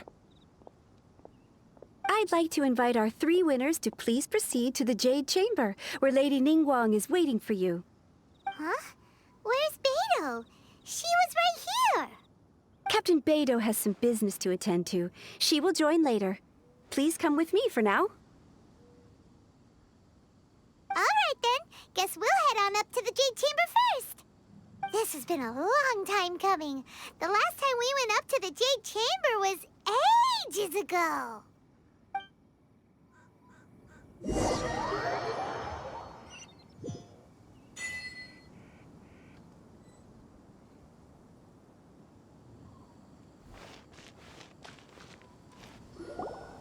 Combine the Adepti sigils with the Wonder Cores and insert them into the Jade Chamber's control compartment.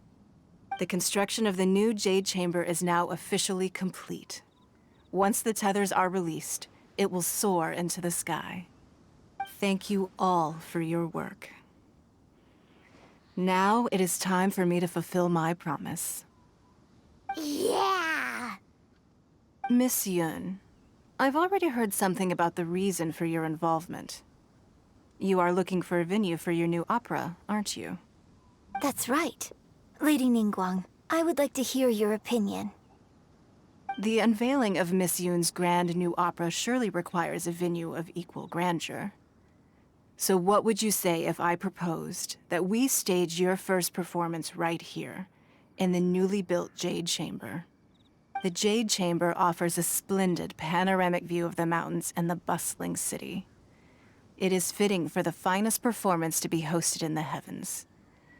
I can think of no better stage for you than here, Miss Yoon. Thank you, Lady Ningguang. Then I will prepare my props and other articles shortly. Please allow me to bring all these aboard the Jade Chamber. You're quite welcome. It's truly what a good opera deserves. A traveler, Shenhe, Paimon, I'll be leaving now. Do come and see my play when the time comes. You're next. What is your question? I should clarify. I do not know your sister's whereabouts. Please, don't waste your question on this matter. Wow, you're a mind reader, Ningguang. Oh well, guess Paimon will ask a question then. Managing a successful business is not as simple as you might think. Capital, connections, sensitivity to the trends, and instinct for what is a good opportunity. All of these traits are crucial. If you want to know how to make money, I will honor our agreement and give you an answer. But that is not to say that it will work for you. Wow, Paimon hadn't even asked the question yet. Your question was written all over your face.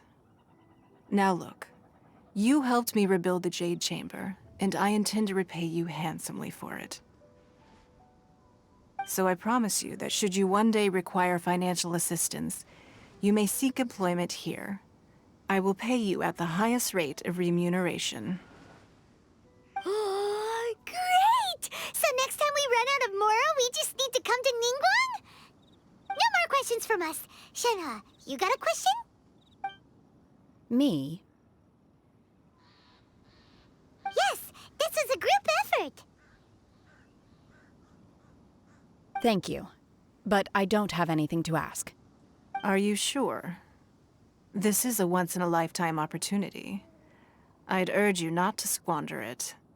Yeah, just don't waste it. Hold on a second. Paimon can probably think of another one.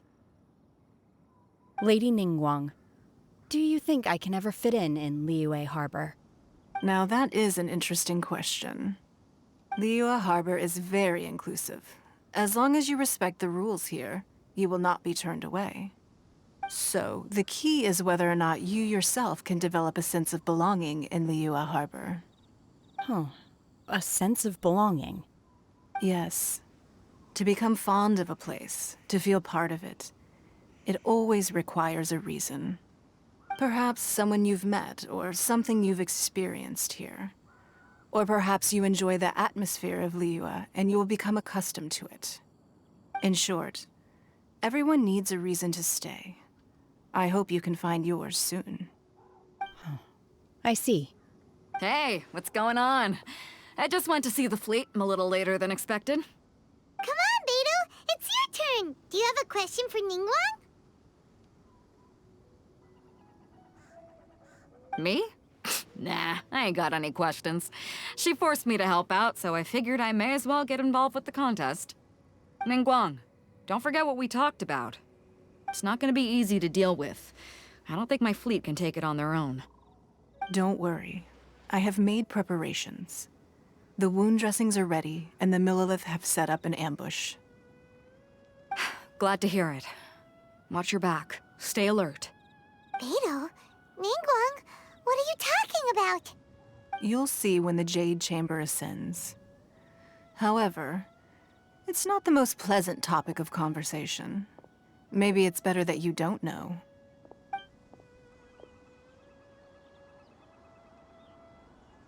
When I first set foot in the Jade Chamber, I stood at the edge of the platform and looked down upon Liyue Harbor far below. At that time, I dreamed that one day the Jade Chamber's shadow would be seen in all 7 nations of Tevat. My wish has not changed to this very day. However, it is not only out of consideration for myself that I have built the Jade Chamber anew at this time. I hope the Jade Chamber will always float in the skies above Liyue Harbor, bearing witness to the prosperity and peace of the human world. And I hope that you can all witness it with me. Let the Ascension ceremony commence!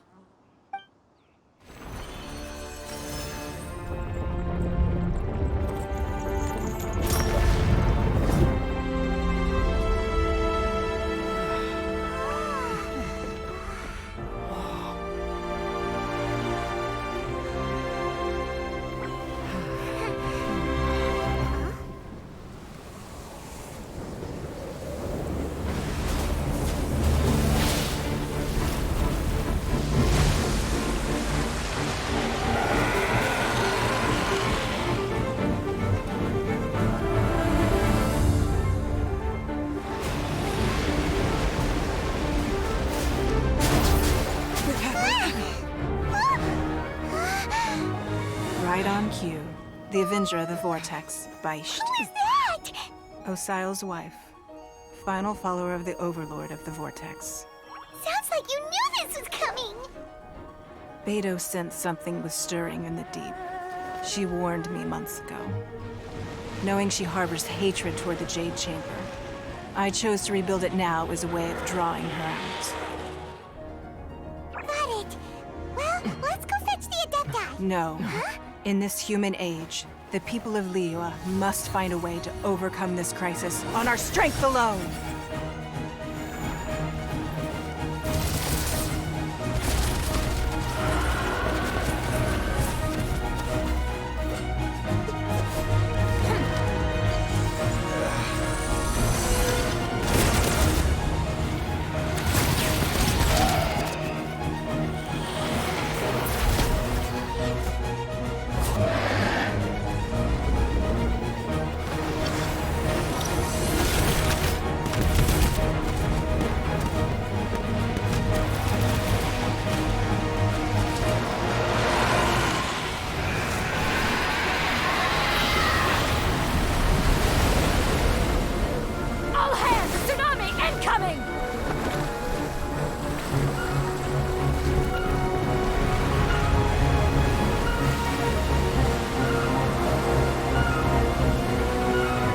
What's that?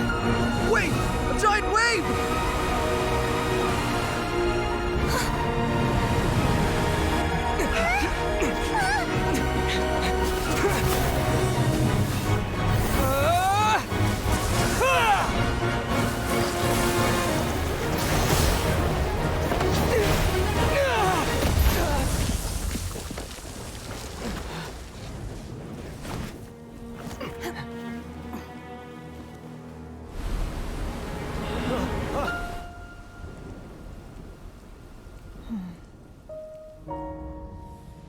You are a cursed child. Your life brings nothing but disaster to us all. At least if you die, I can bring her back. The day you learn how to use your strength for the good of others is the day that you can truly become part of human society.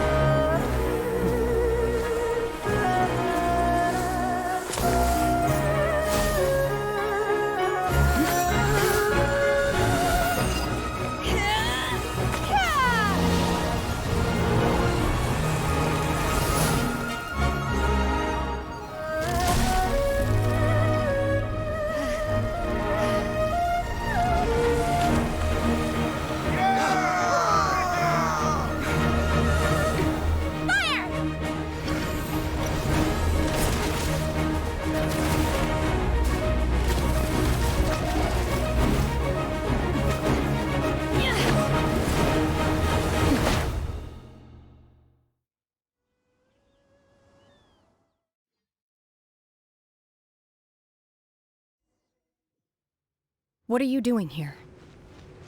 We can't let you be the only one taking this risk! I hardly see this as a great risk. The people of Liyue Harbor are well prepared, and she is already badly injured. Only sheer willpower is keeping her alive. I may be nearing the end of my stamina, but in a fight to the death, I think I have the upper hand. We'll help too!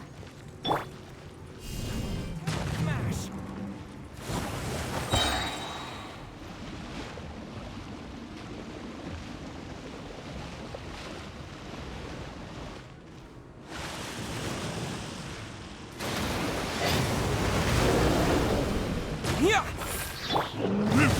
Burn! Manifest! Obey! To dust! Terra Smash! Power that ended High Shot! Ha!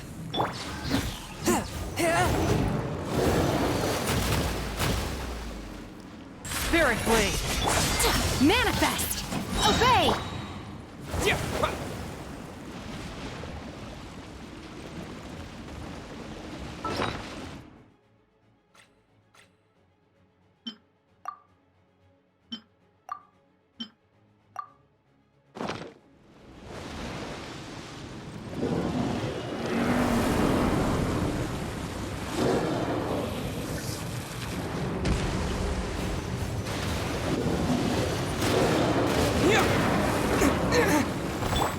One with my blade!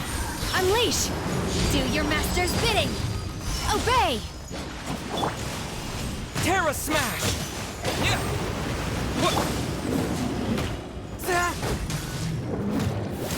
Manifest! Quake!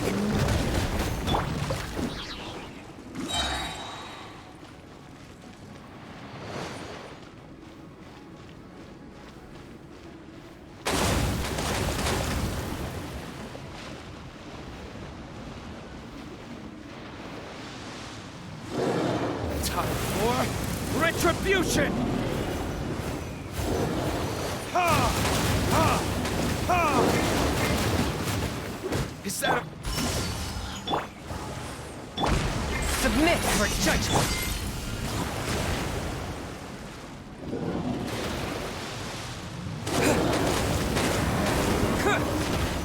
Swift and merciful!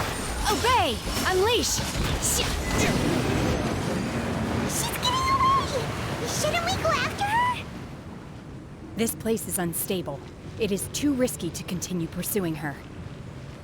If the place collapsed, the consequences would be disastrous. Let's head back.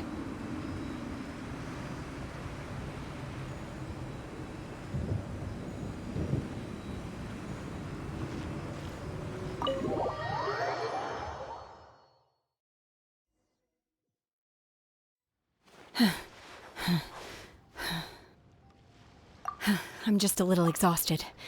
Otherwise, fine. I wanted to deal with it myself. I didn't expect you to follow me. Don't worry. She's not coming back anytime soon. After an injury like that, she'll likely seek refuge somewhere else. How did things go underwater? It's been dealt with. She was injured before entering the water. It didn't take too much effort to finish the job. Good. So the crisis has been safely averted.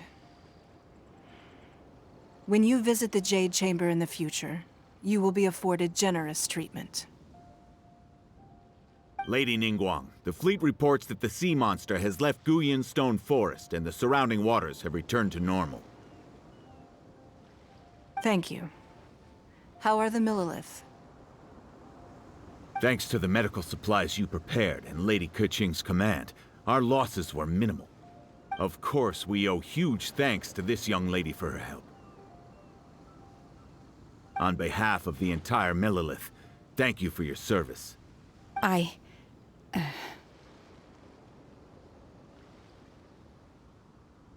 Great.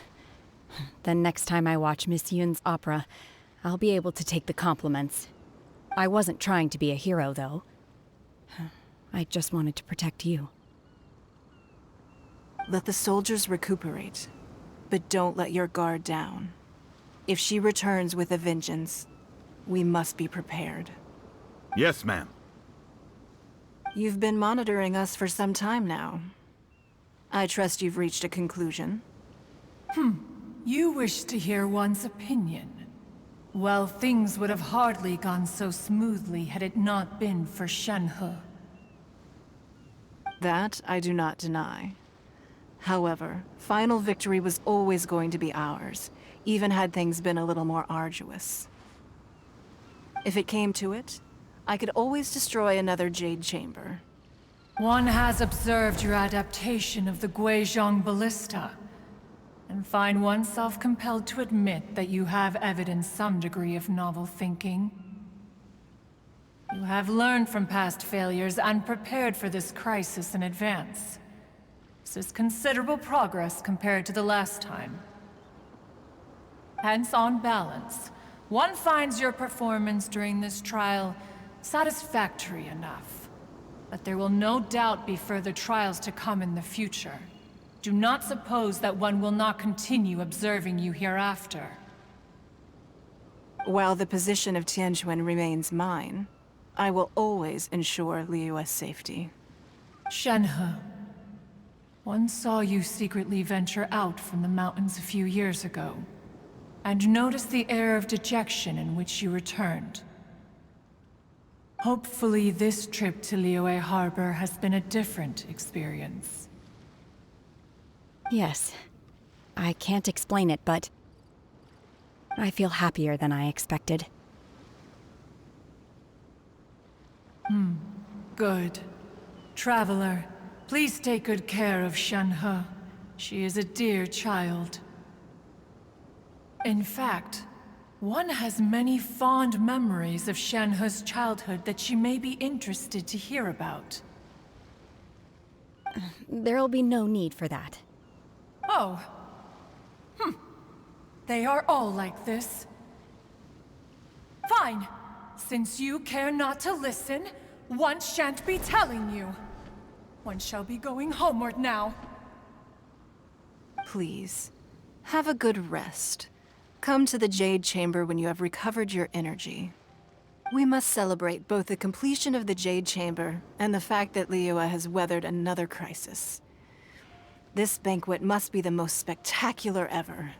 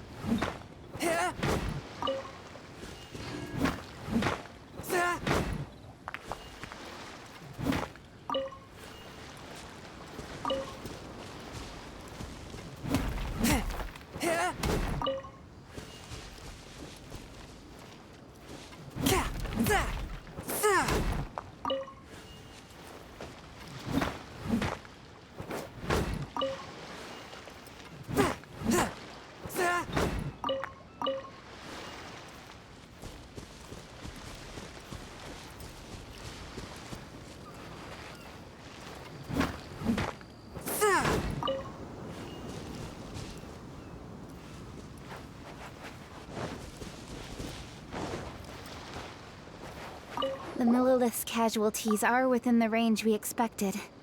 But in hindsight, there were still flaws with our plan. If we'd had more time, we could have built a barrier here to absorb the impact of the waves. We must learn from this experience and never repeat the same mistakes again. We were fortunate to have your assistance this time. Thank you.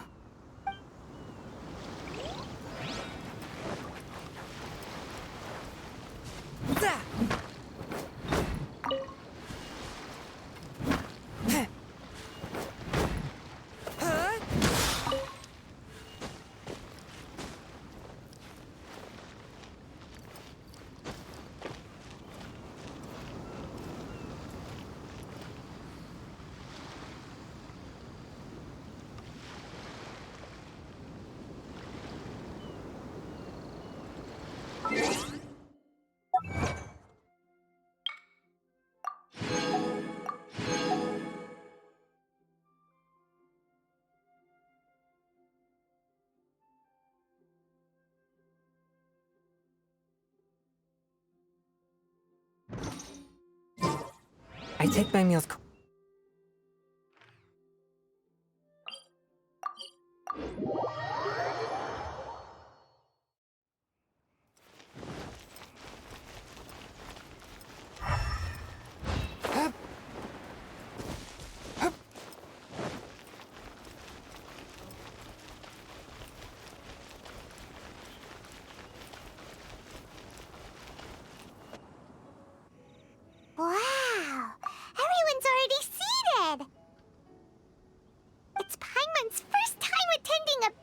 the Jade Chamber. The food here looks amazing. All of you here are my distinguished guests. I am determined that each of you thoroughly enjoys yourself. Those who don't drink alcohol, please, help yourself to other beverages. Fine wine is a delight to the senses, but it is far from the only one. I trust you will find the marvelous view from the Jade Chamber to be an equally gratifying indulgence. Have you heard? Miss Yun's going to be performing today. Sure have. Honestly, it's the main reason I'm here. I've never missed any of Miss Yun's performances, and I don't intend to start now. I hear she's going to perform the Divine Damsel of Devastation today, the one written by her father. I've been so excited that I've barely slept the last few nights. Hey, look! Miss Yun is going on stage!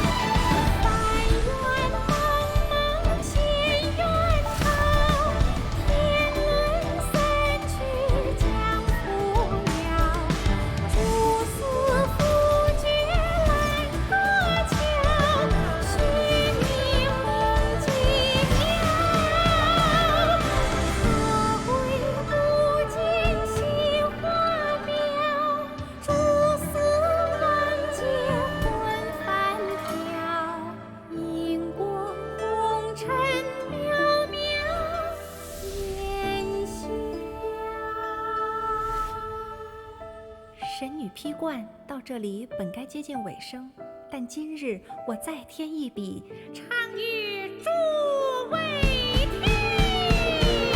世道为民言不实，自有知音何情此？功名烈烈见了心，只知无愁心。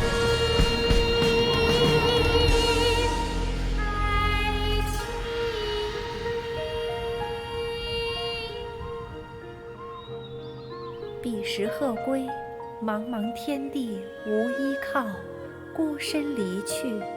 今日再会，新朋旧友坐满堂，共聚此时。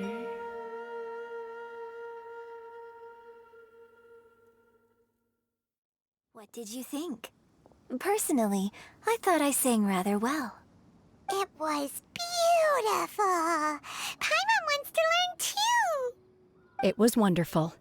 Also, thank you. You're welcome. Thanks to you, the Divine Damsel of Devastation is a more nuanced tale than ever. The play has an ending, but life goes on. I believe you will find a way to fit in Liyue Harbor. Thank you. I think I've found the opportunity I needed to change. Ms. Yun, here you are. Great to see you. Huh? Hey, this young lady with the white hair looks like some kind of VIP. Yeah, that's it, like an Adeptus. Wait, you're the girl from the opera, aren't you? The Divine Damsel herself. And look who else we have here, the illustrious traveler. Well, I'll be. This was definitely worth showing up for. Let me pull up a chair, all right? We'll all have a friendly chat, get better acquainted. Alternatively, you could leave us alone. That is, if you'd prefer to finish your drink via the orifice of your own choice. Uh-oh. This feels all too familiar. Shenhe's back to her old self again. Hey, what are you doing? Calm down, Shenhe. Calm down.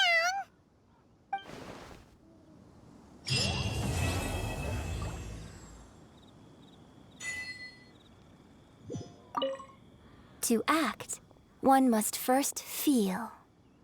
After our trip to Mount Tianheng together, I felt much more in touch with the character today.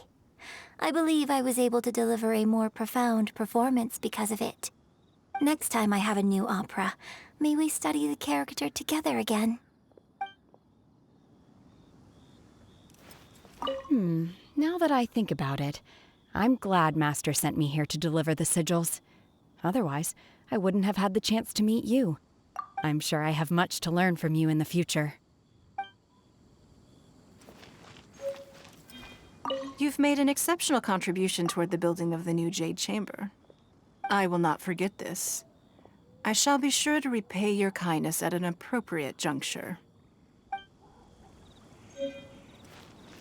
I wonder when I'll be able to build a Jade Chamber of my own. It'll take a lot more wealth than I have now. But hey, you've got to dream big. Who knows?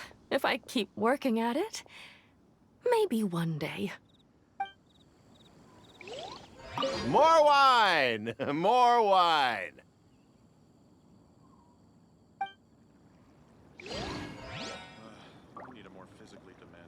I wonder when I'll be able... But hey! Drinking and watching opera in the Jade Chamber. A rare and exquisite pleasure.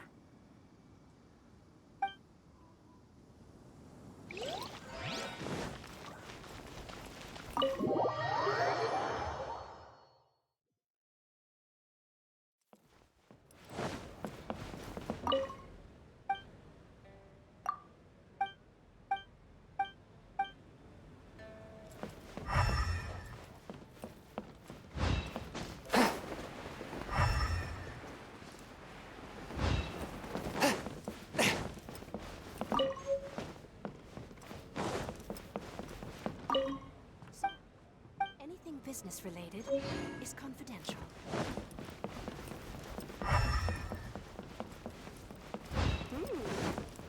This gives good market insight.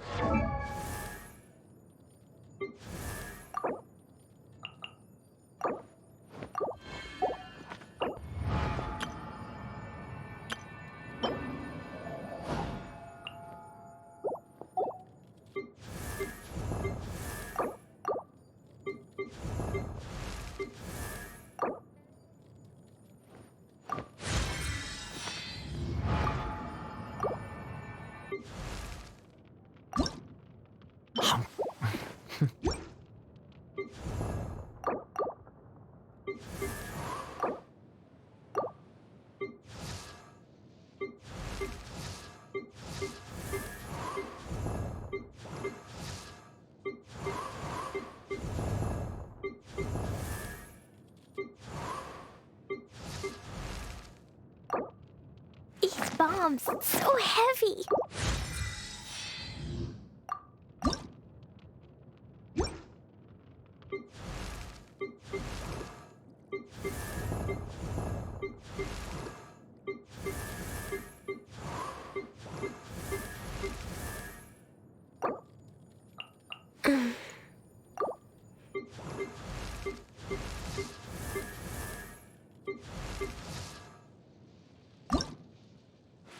If you ever want to trade tactics, I'm always ready.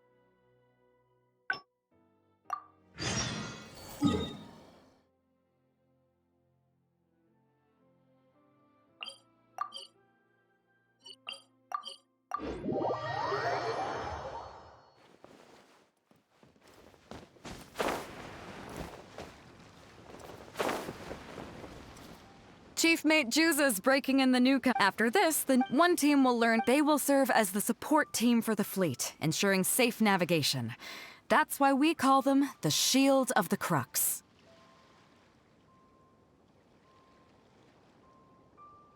The vision of the Crux. Oh, we don't have that many visions, kid. As one might expect, we call the other team the Spear of the Crux, because they'll be learning about naval warfare. They'll make up the armed portion of our crew. Also, they're responsible for handling the fleet's cargo deals. So, what do you...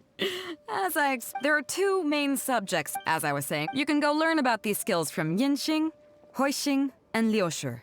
They're all seasoned hands in their respective fields. Each sailor has their own strengths and weaknesses. I'm no rookie, of course, but you shouldn't underestimate the knowledge of the crew.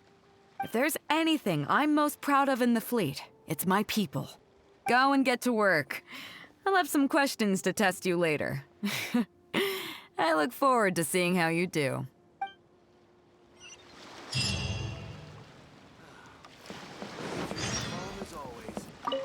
Hello, traveler. I'm Yinxing, the Crux's surgeon at sea. Whenever a sailor has a health problem, they come to me. I deal with it all, from seasickness and common colds to amputations and everything in between. Oh, I presume the captain arranged this, correct? All right then, let's begin. First of all, let me ask you this. What do you think is the biggest danger that all new crew members face?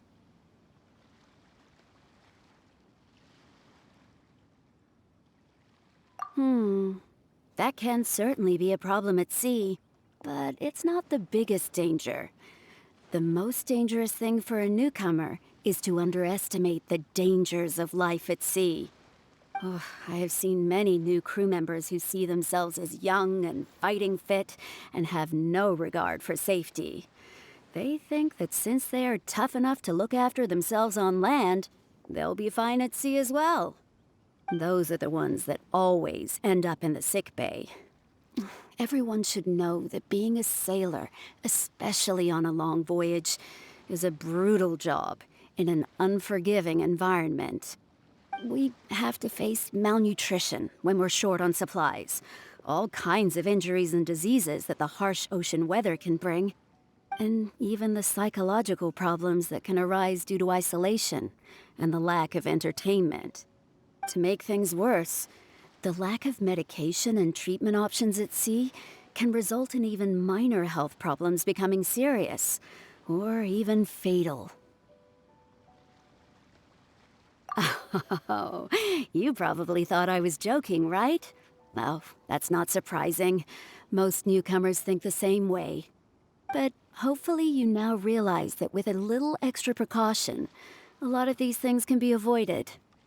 Well, I think that's enough for you to think over for now.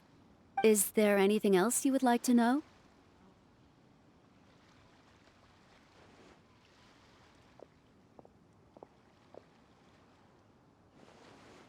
Oh.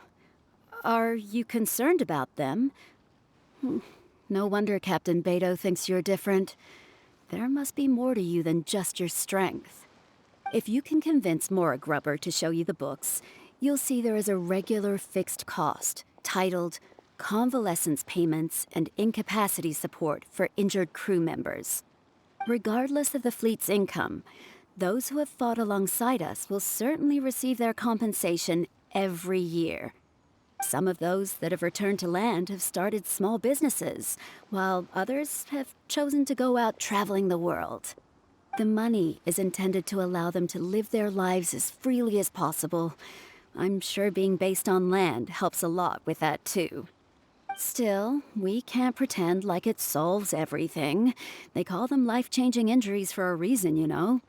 But if nothing else, it's good to know that while Captain Beidou is in charge of the Crux, no one will get forgotten. Is there anything else you would like to know? Captain Beidou? Well, out of everyone I've met, she probably values people's lives and safety the most. Although I'm just a doctor, Beidou has given me the full authority to send any newcomers who I don't see as fit for service off the ship until they are ready to come back with the right attitude.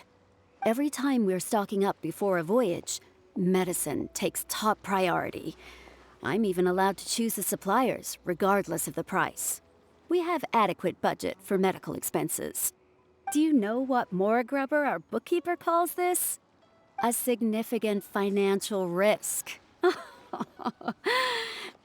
But Beto knows the importance of having a healthy crew. That's why she has authorized me regardless. She places her full trust in me and believes that I can solve these problems. Of course, I have proven her right. So, to answer your question, that's how she thinks.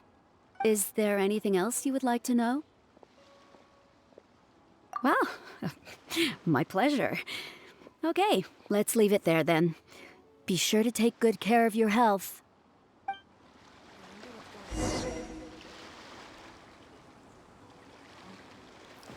I ride on wind and cloud alike. Sorry about earlier, Traveler. We were so caught up on getting you to join the fleet that we didn't notice we were going a little overboard. Good thing the captain stepped in. Oh! Well, in that case, you have come to the right person. I'm not just blowing smoke. You're looking at the most talented navigator in Liyue Harbor. I'll start by introducing some chart reading essentials for new sailors. Feel free to interrupt if you have any questions. Let's start with what to look for when you get a set of complicated charts. First, you should always look at any indicated shorelines, islands or reefs, water depths, hydrological conditions, and other hazards. With these features in mind, you can answer the basic question of, can I chart a safe course through this area? Visually, nautical charts are a little unique. Unlike land maps, most charts do not have a fixed scale, which means that it can be hard to precisely determine the exact distance between 2 points. The most advanced nautical charts come with a supplementary chart, which has different colored lines marked on it to indicate distances. It's worth mentioning that under my direction, the crux is using these advanced kinds of charts.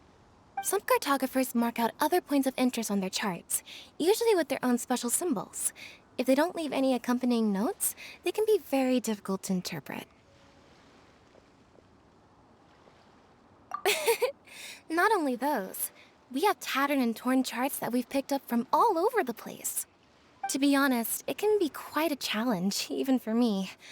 Some of these charts are really old and have symbols that I've never seen before.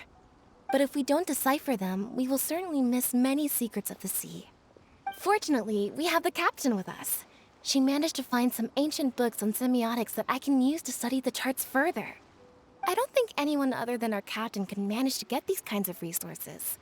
Old charts and ancient books on semiotics are not the kinds of things that are sold in your average marketplace. Oops, I've gotten off topic.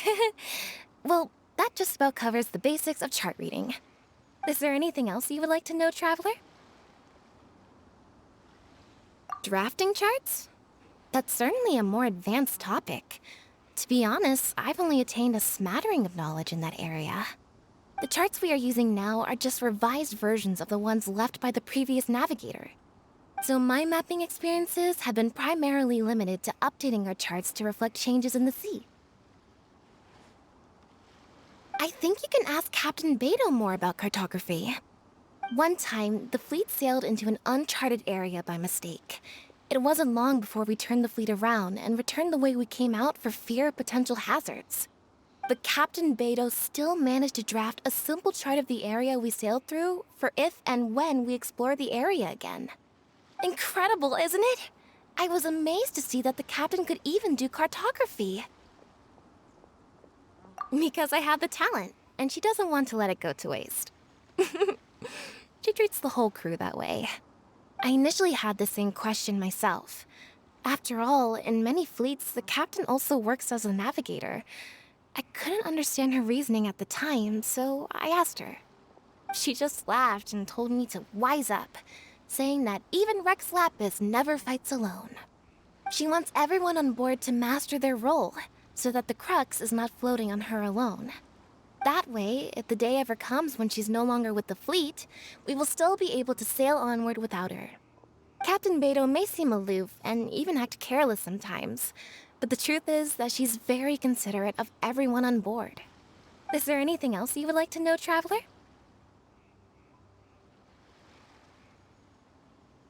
My pleasure. A friend of Captain Beto is a friend of mine.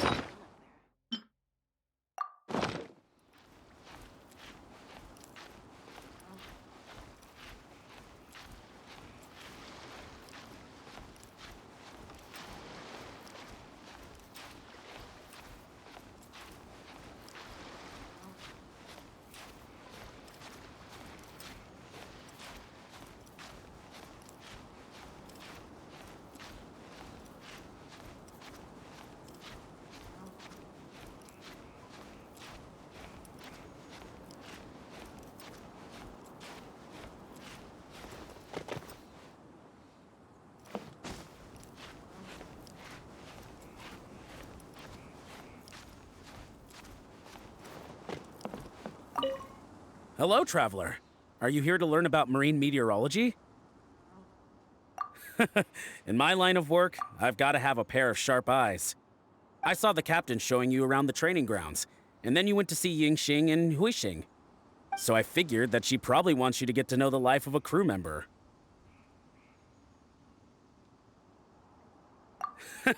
Okay, let's get started. First, I'll introduce you to the basics of meteorology. Marine meteorology basically means keeping tabs on the weather as well as other ocean phenomena, so things like sea fog, storm surges, waterspouts, and so on. These are all potential threats to safe navigation.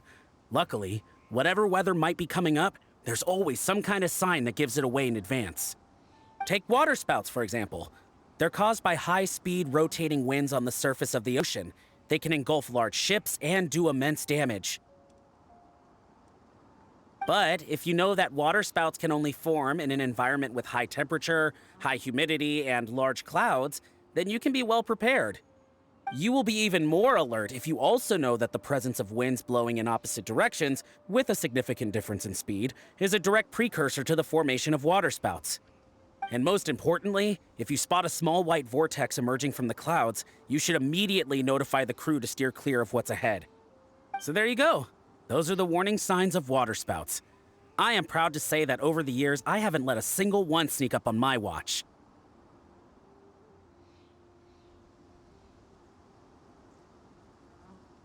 Well, I'm good at reading the sea, but I'm not as good as the captain when it comes to reading people. Do you know the small fishing village next to Wangshuin? I heard that when Captain was a kid, she worked there fishing with the adults. Later, she made her way to the harbor where she struggled to make a living. Managing to survive in an environment like that as a kid is solid proof of the captain's capabilities. If it wasn't for her, I never would have dreamed of taking this job. She gave me confidence and told me I could do it. You may not have heard, but I'm best known outside the Crux fleet for a slightly infamous story involving me, third-round knockout, and a few too many. Who would ever have thought that the rookie sailor who fell drunk into the sea and became a laughingstock among their now former crewmates would then go on to become a lookout for the Crux? But it's the unbelievable truth. It proves that having skills alone is not enough. You need someone like the captain who is a good judge of character. Find me anytime if you want to know more.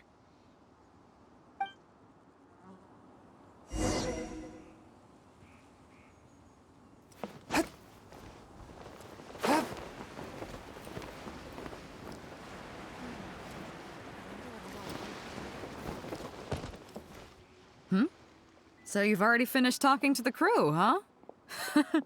I thought it would take you a while longer. So, what did you think?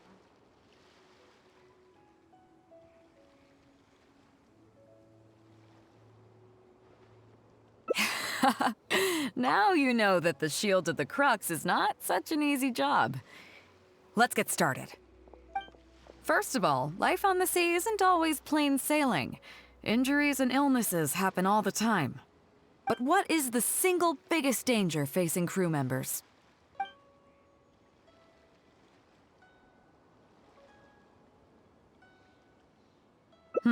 Is that your final answer?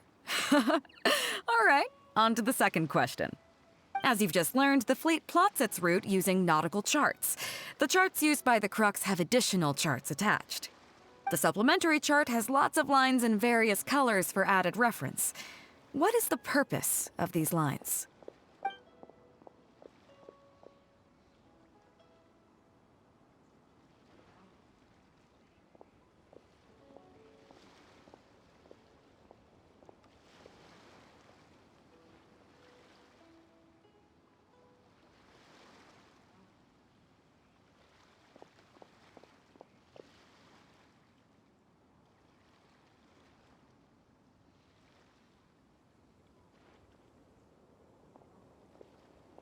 Okay, interesting. Now, last question. On longer voyages, we have to be especially careful to avoid certain weather hazards that pose a threat to the integrity of the ship and the lives of the crew. For example, waterspouts. So my question is, how can we reliably predict waterspouts so we can avoid them?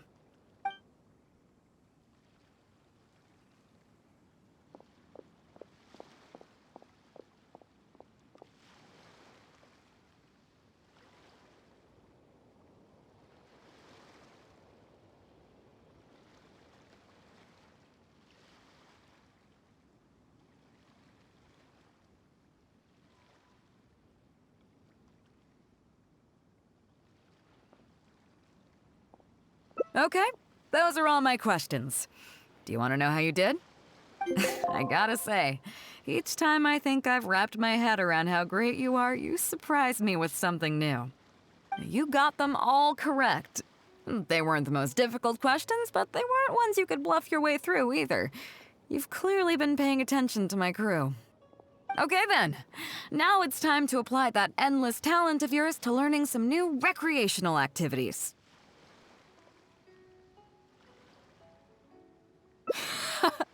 Don't worry, all our recreational activities are respectable and, above board. You need to realize that being out at sea might be fun for the first few days while everything's new, but before too long, looking at the same old sea every day and being so isolated from everything can really cause people to struggle mentally. That is why regular recreational activities are an absolute necessity. We offer a lot of fun courses for our newcomer training, including fishing, photography, chess. Oh, and thanks to Kazuha, these days we also offer poetry and music appreciation, as well as communal wind listening. Each newcomer has to participate in at least one, so that they've got some way of keeping themselves occupied at sea further down the line. Of course, if you'd prefer wrestling sea monsters with your bare hands, that can be arranged.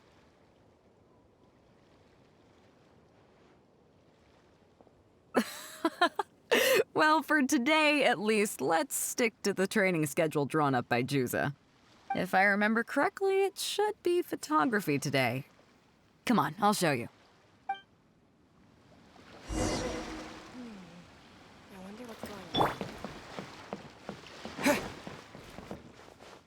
Listen up, everyone can go back and call it a day. The photography session has been postponed.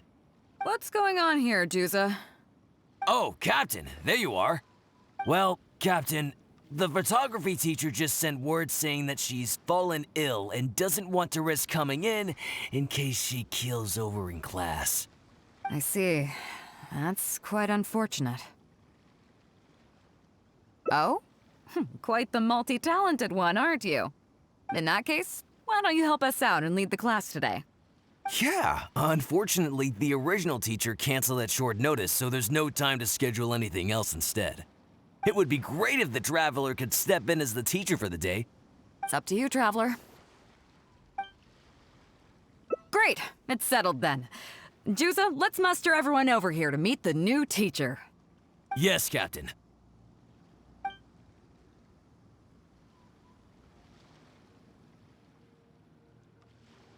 Okay, that's 1, 2, 3. No. That should be everyone. Take it away, Traveler. Oh yeah? What's that? Fair enough. It seems like you already have someone in mind. So, who will it be? Me? well, we could do that, or... Guyunstone Forest looks extraordinary today. It'd be a pity to not capture the scenery for posterity. So how about we snap Guyunstone Forest for today's class? Then there'd be no need for a model. Come on, Captain. We talked about this. The photography class is supposed to be portrait photography. Have you forgotten? Scenery looks nice at first, but it gets boring after a while. I bet it'd keep the crew more entertained if we got them learning portrait photography so they could record moments in each other's daily lives. Those were your exact words, Captain. Were they now? Strange. I don't seem to remember anything about that. Well, then in that case, how about Huixing? I bet she's perfect for the camera. Or Fuzhong. Or Mora Grubber. Even little Yue. Seriously, Captain? Little Yue? You're just trying to wriggle your way out of this. This isn't like you. You are the captain, after all. Of all of us, you're the best suited to being a model. I agree. You were the one who invited the Traveler to be the teacher, so you should cooperate, Captain. Besides, Captain, you've never had your photo taken. It's high time you got one. You know, a heroic and striking kind of picture. We can even use it to promote the fleet during recruitment. Real funny, guys.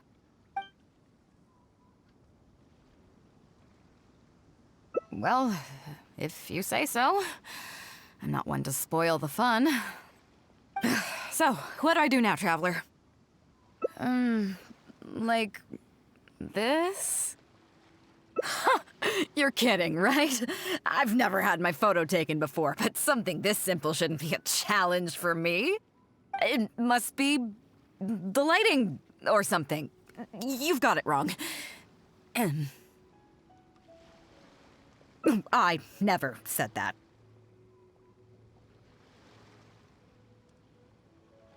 You mean go somewhere else, then bring the final photo back as teaching material? Sounds good to me. That's a good idea, isn't it, guys? The lighting may still be a problem. But I'm open to persuasion. If you have a suitable place in mind, I can consider it. Just to be clear, I won't necessarily agree. It depends on the place you have in mind.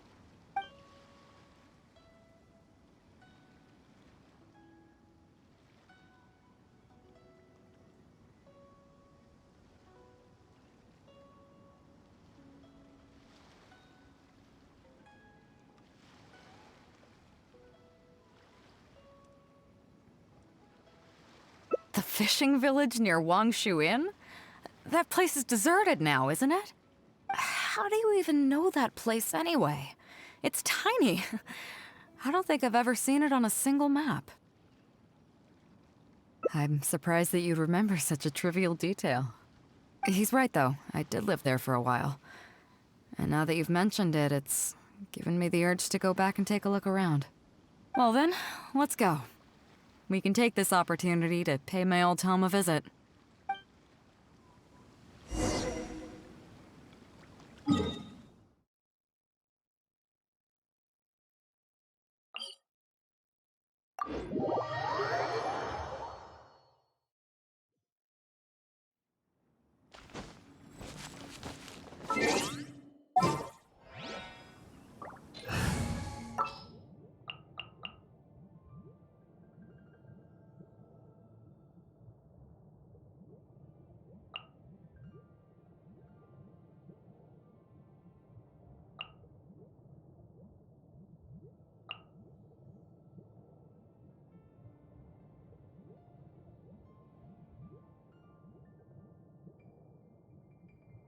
Oh, is it time for me to join you?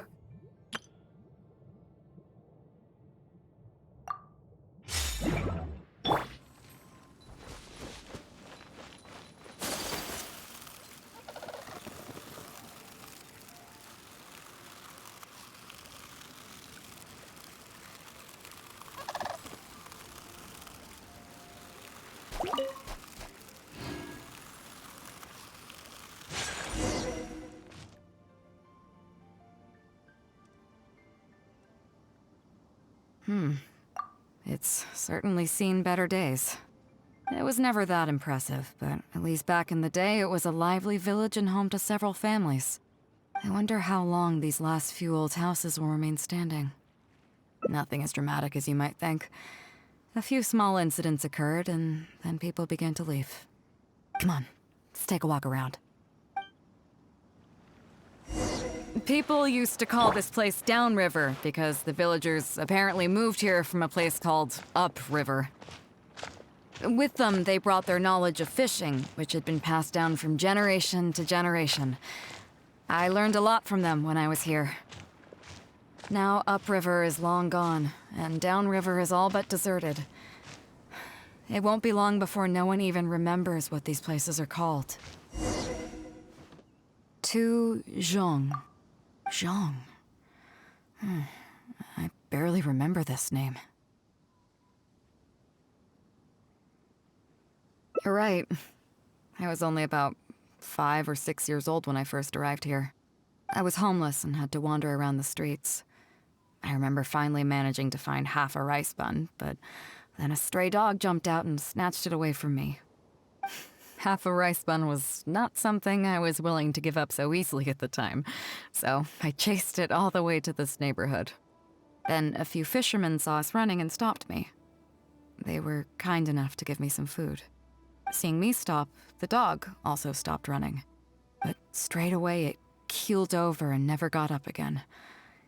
Maybe it was too tired, or maybe it had starved to death.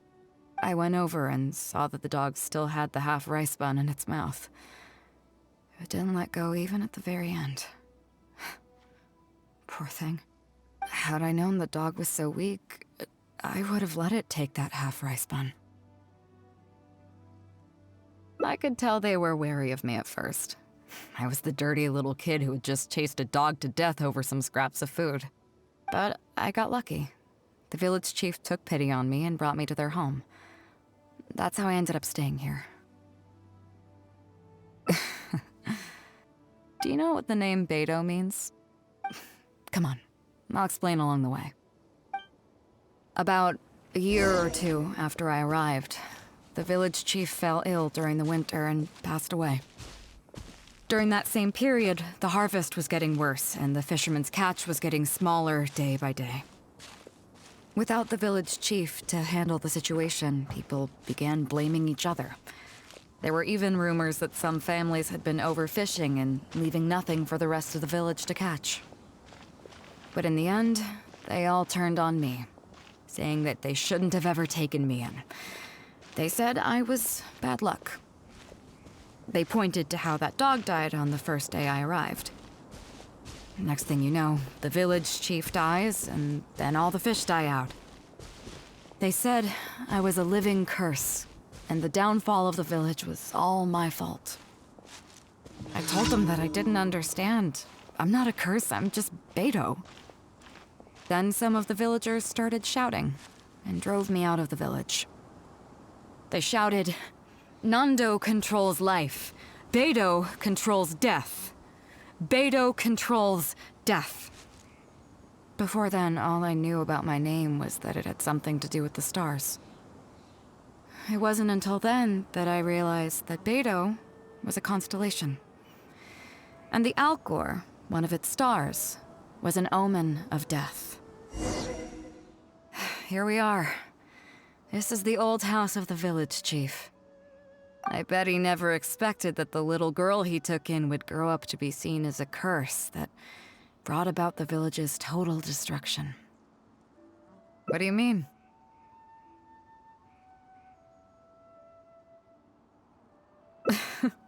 Is that all?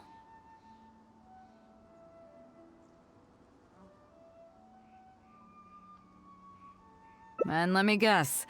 You got to Inazuma and the Electro Archon's Gnosis was taken as well? Well, you seem to wreak havoc on a grander scale than I ever could. Oh, I get it. You're trying to convince me that I'm not cursed. I appreciate it, and I'll take it. Let's not forget that the people whose names stick around are the ones who emerge from the stormy seas unscathed, and the ones who get swept away in the wind are the fledgling birds who couldn't hack it. I, for one, have never encountered a storm I couldn't weather. But your journey's far from over, isn't it? Just remember, there's no telling what else you might encounter in this vast world. So if you ever find some idiot trying to brand you as a scapegoat just because you're the one who lived to tell the tale, tell them Captain Beidou demands to have the honor along with you. Remember, you'll always have the Captain of the Crux to back you up wherever you go.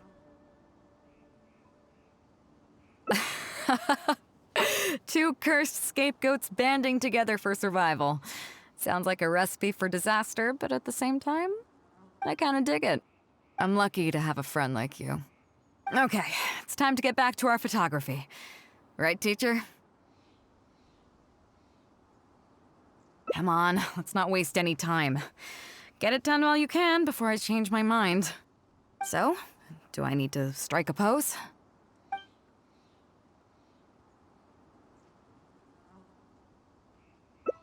What? The nerve! What do you think this is? I don't want to do this whole modeling thing. Hey, cut it out. No more pictures.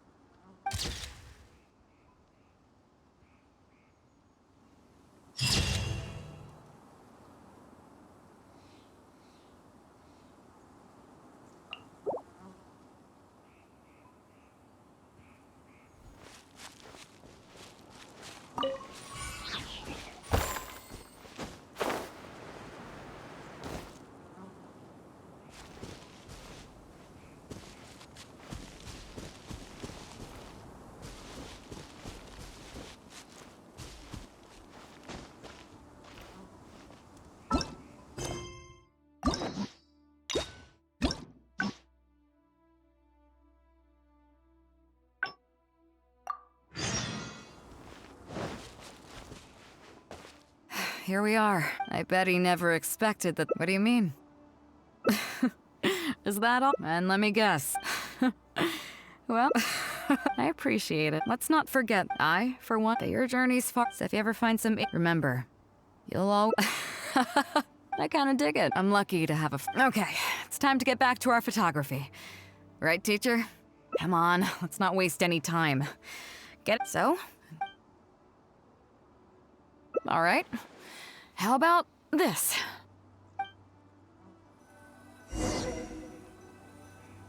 How about this?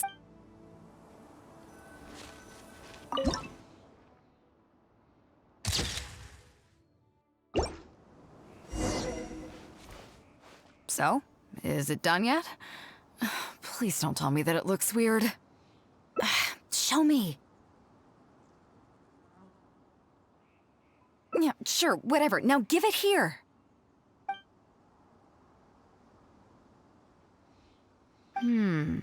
Yes. I see. All right. On behalf of the Crux, thank you very much for your photography class today. You've been an excellent teacher, and I couldn't be more satisfied. Now, as Captain of the Crux, I am exercising my official right to requisition this photograph for future promotion and recruitment purposes. So I'm afraid I'll be holding on to this. That's fine with you though, right?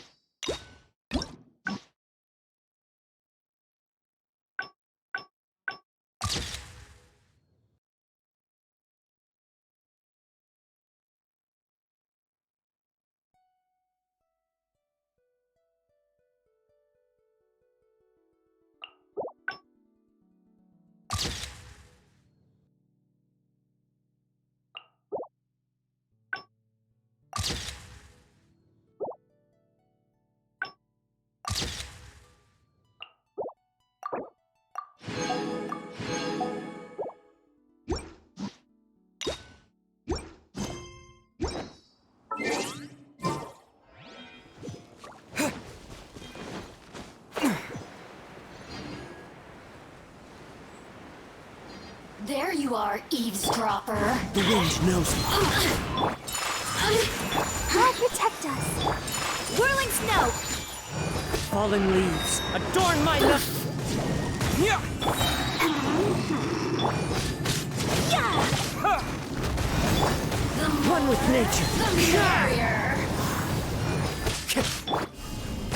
smash!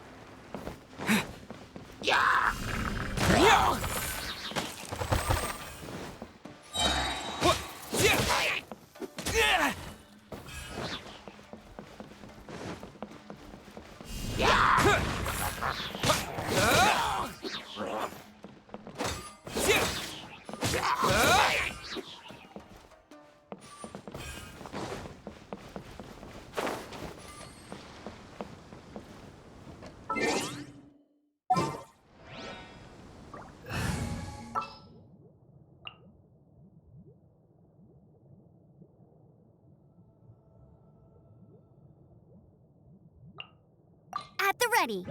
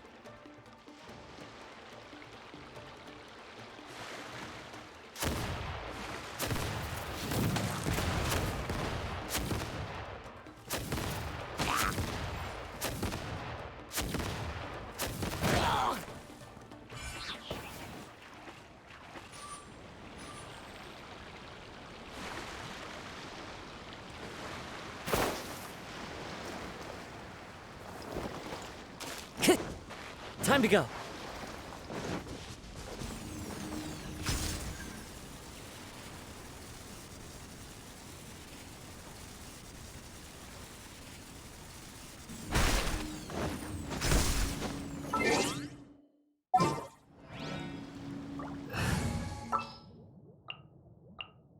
Come with me.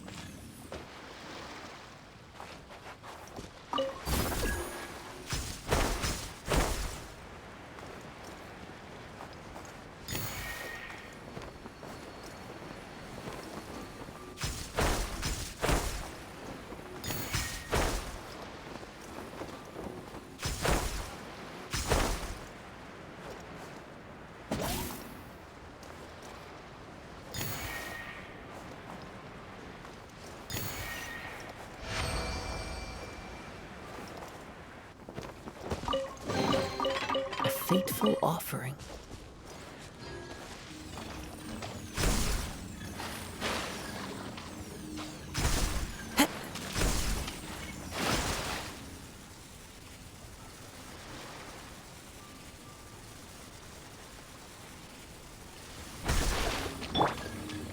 Back off!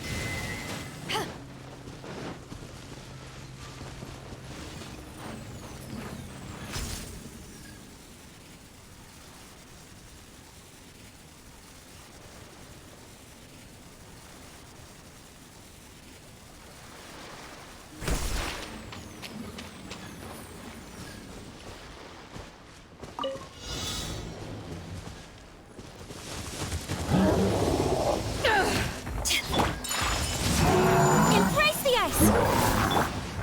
The wind knows me. To dust! Clouds high. The birds call. Time to get through. Terra smash!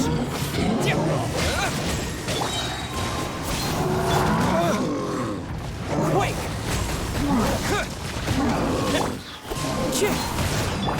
My apologies! Eyes on me! Take flight! Fallen leaves. Adorn monster! Kamisato art! Summit! To dust! Wind strike! Whirling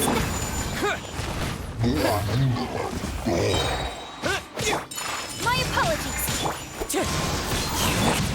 Quake! Terra smash!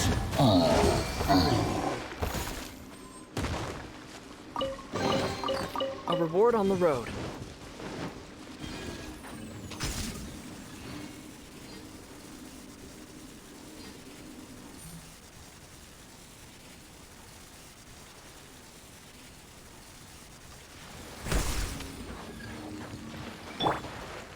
One with nature.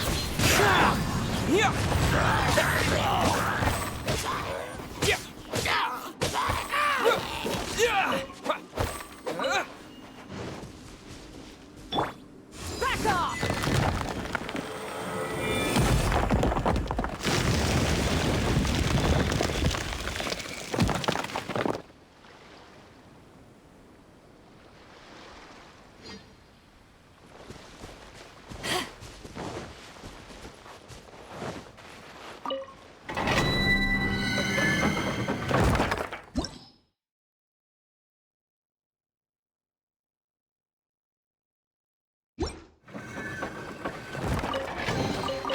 Nice. I'm starting to lose count.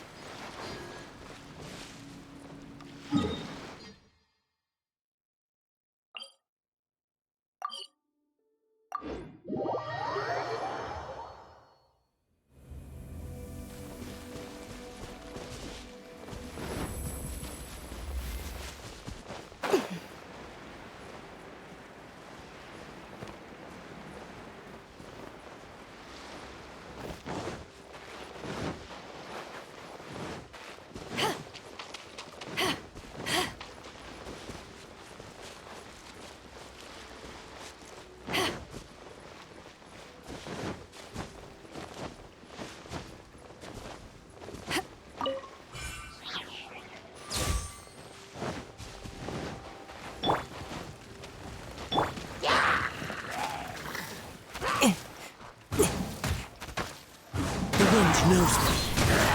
Clouds high. The birds call.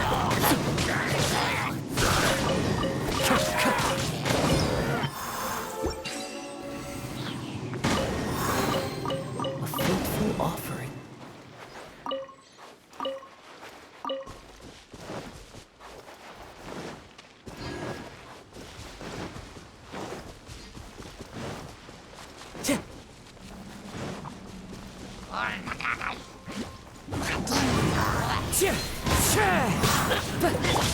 Sakura swirl! To ashes!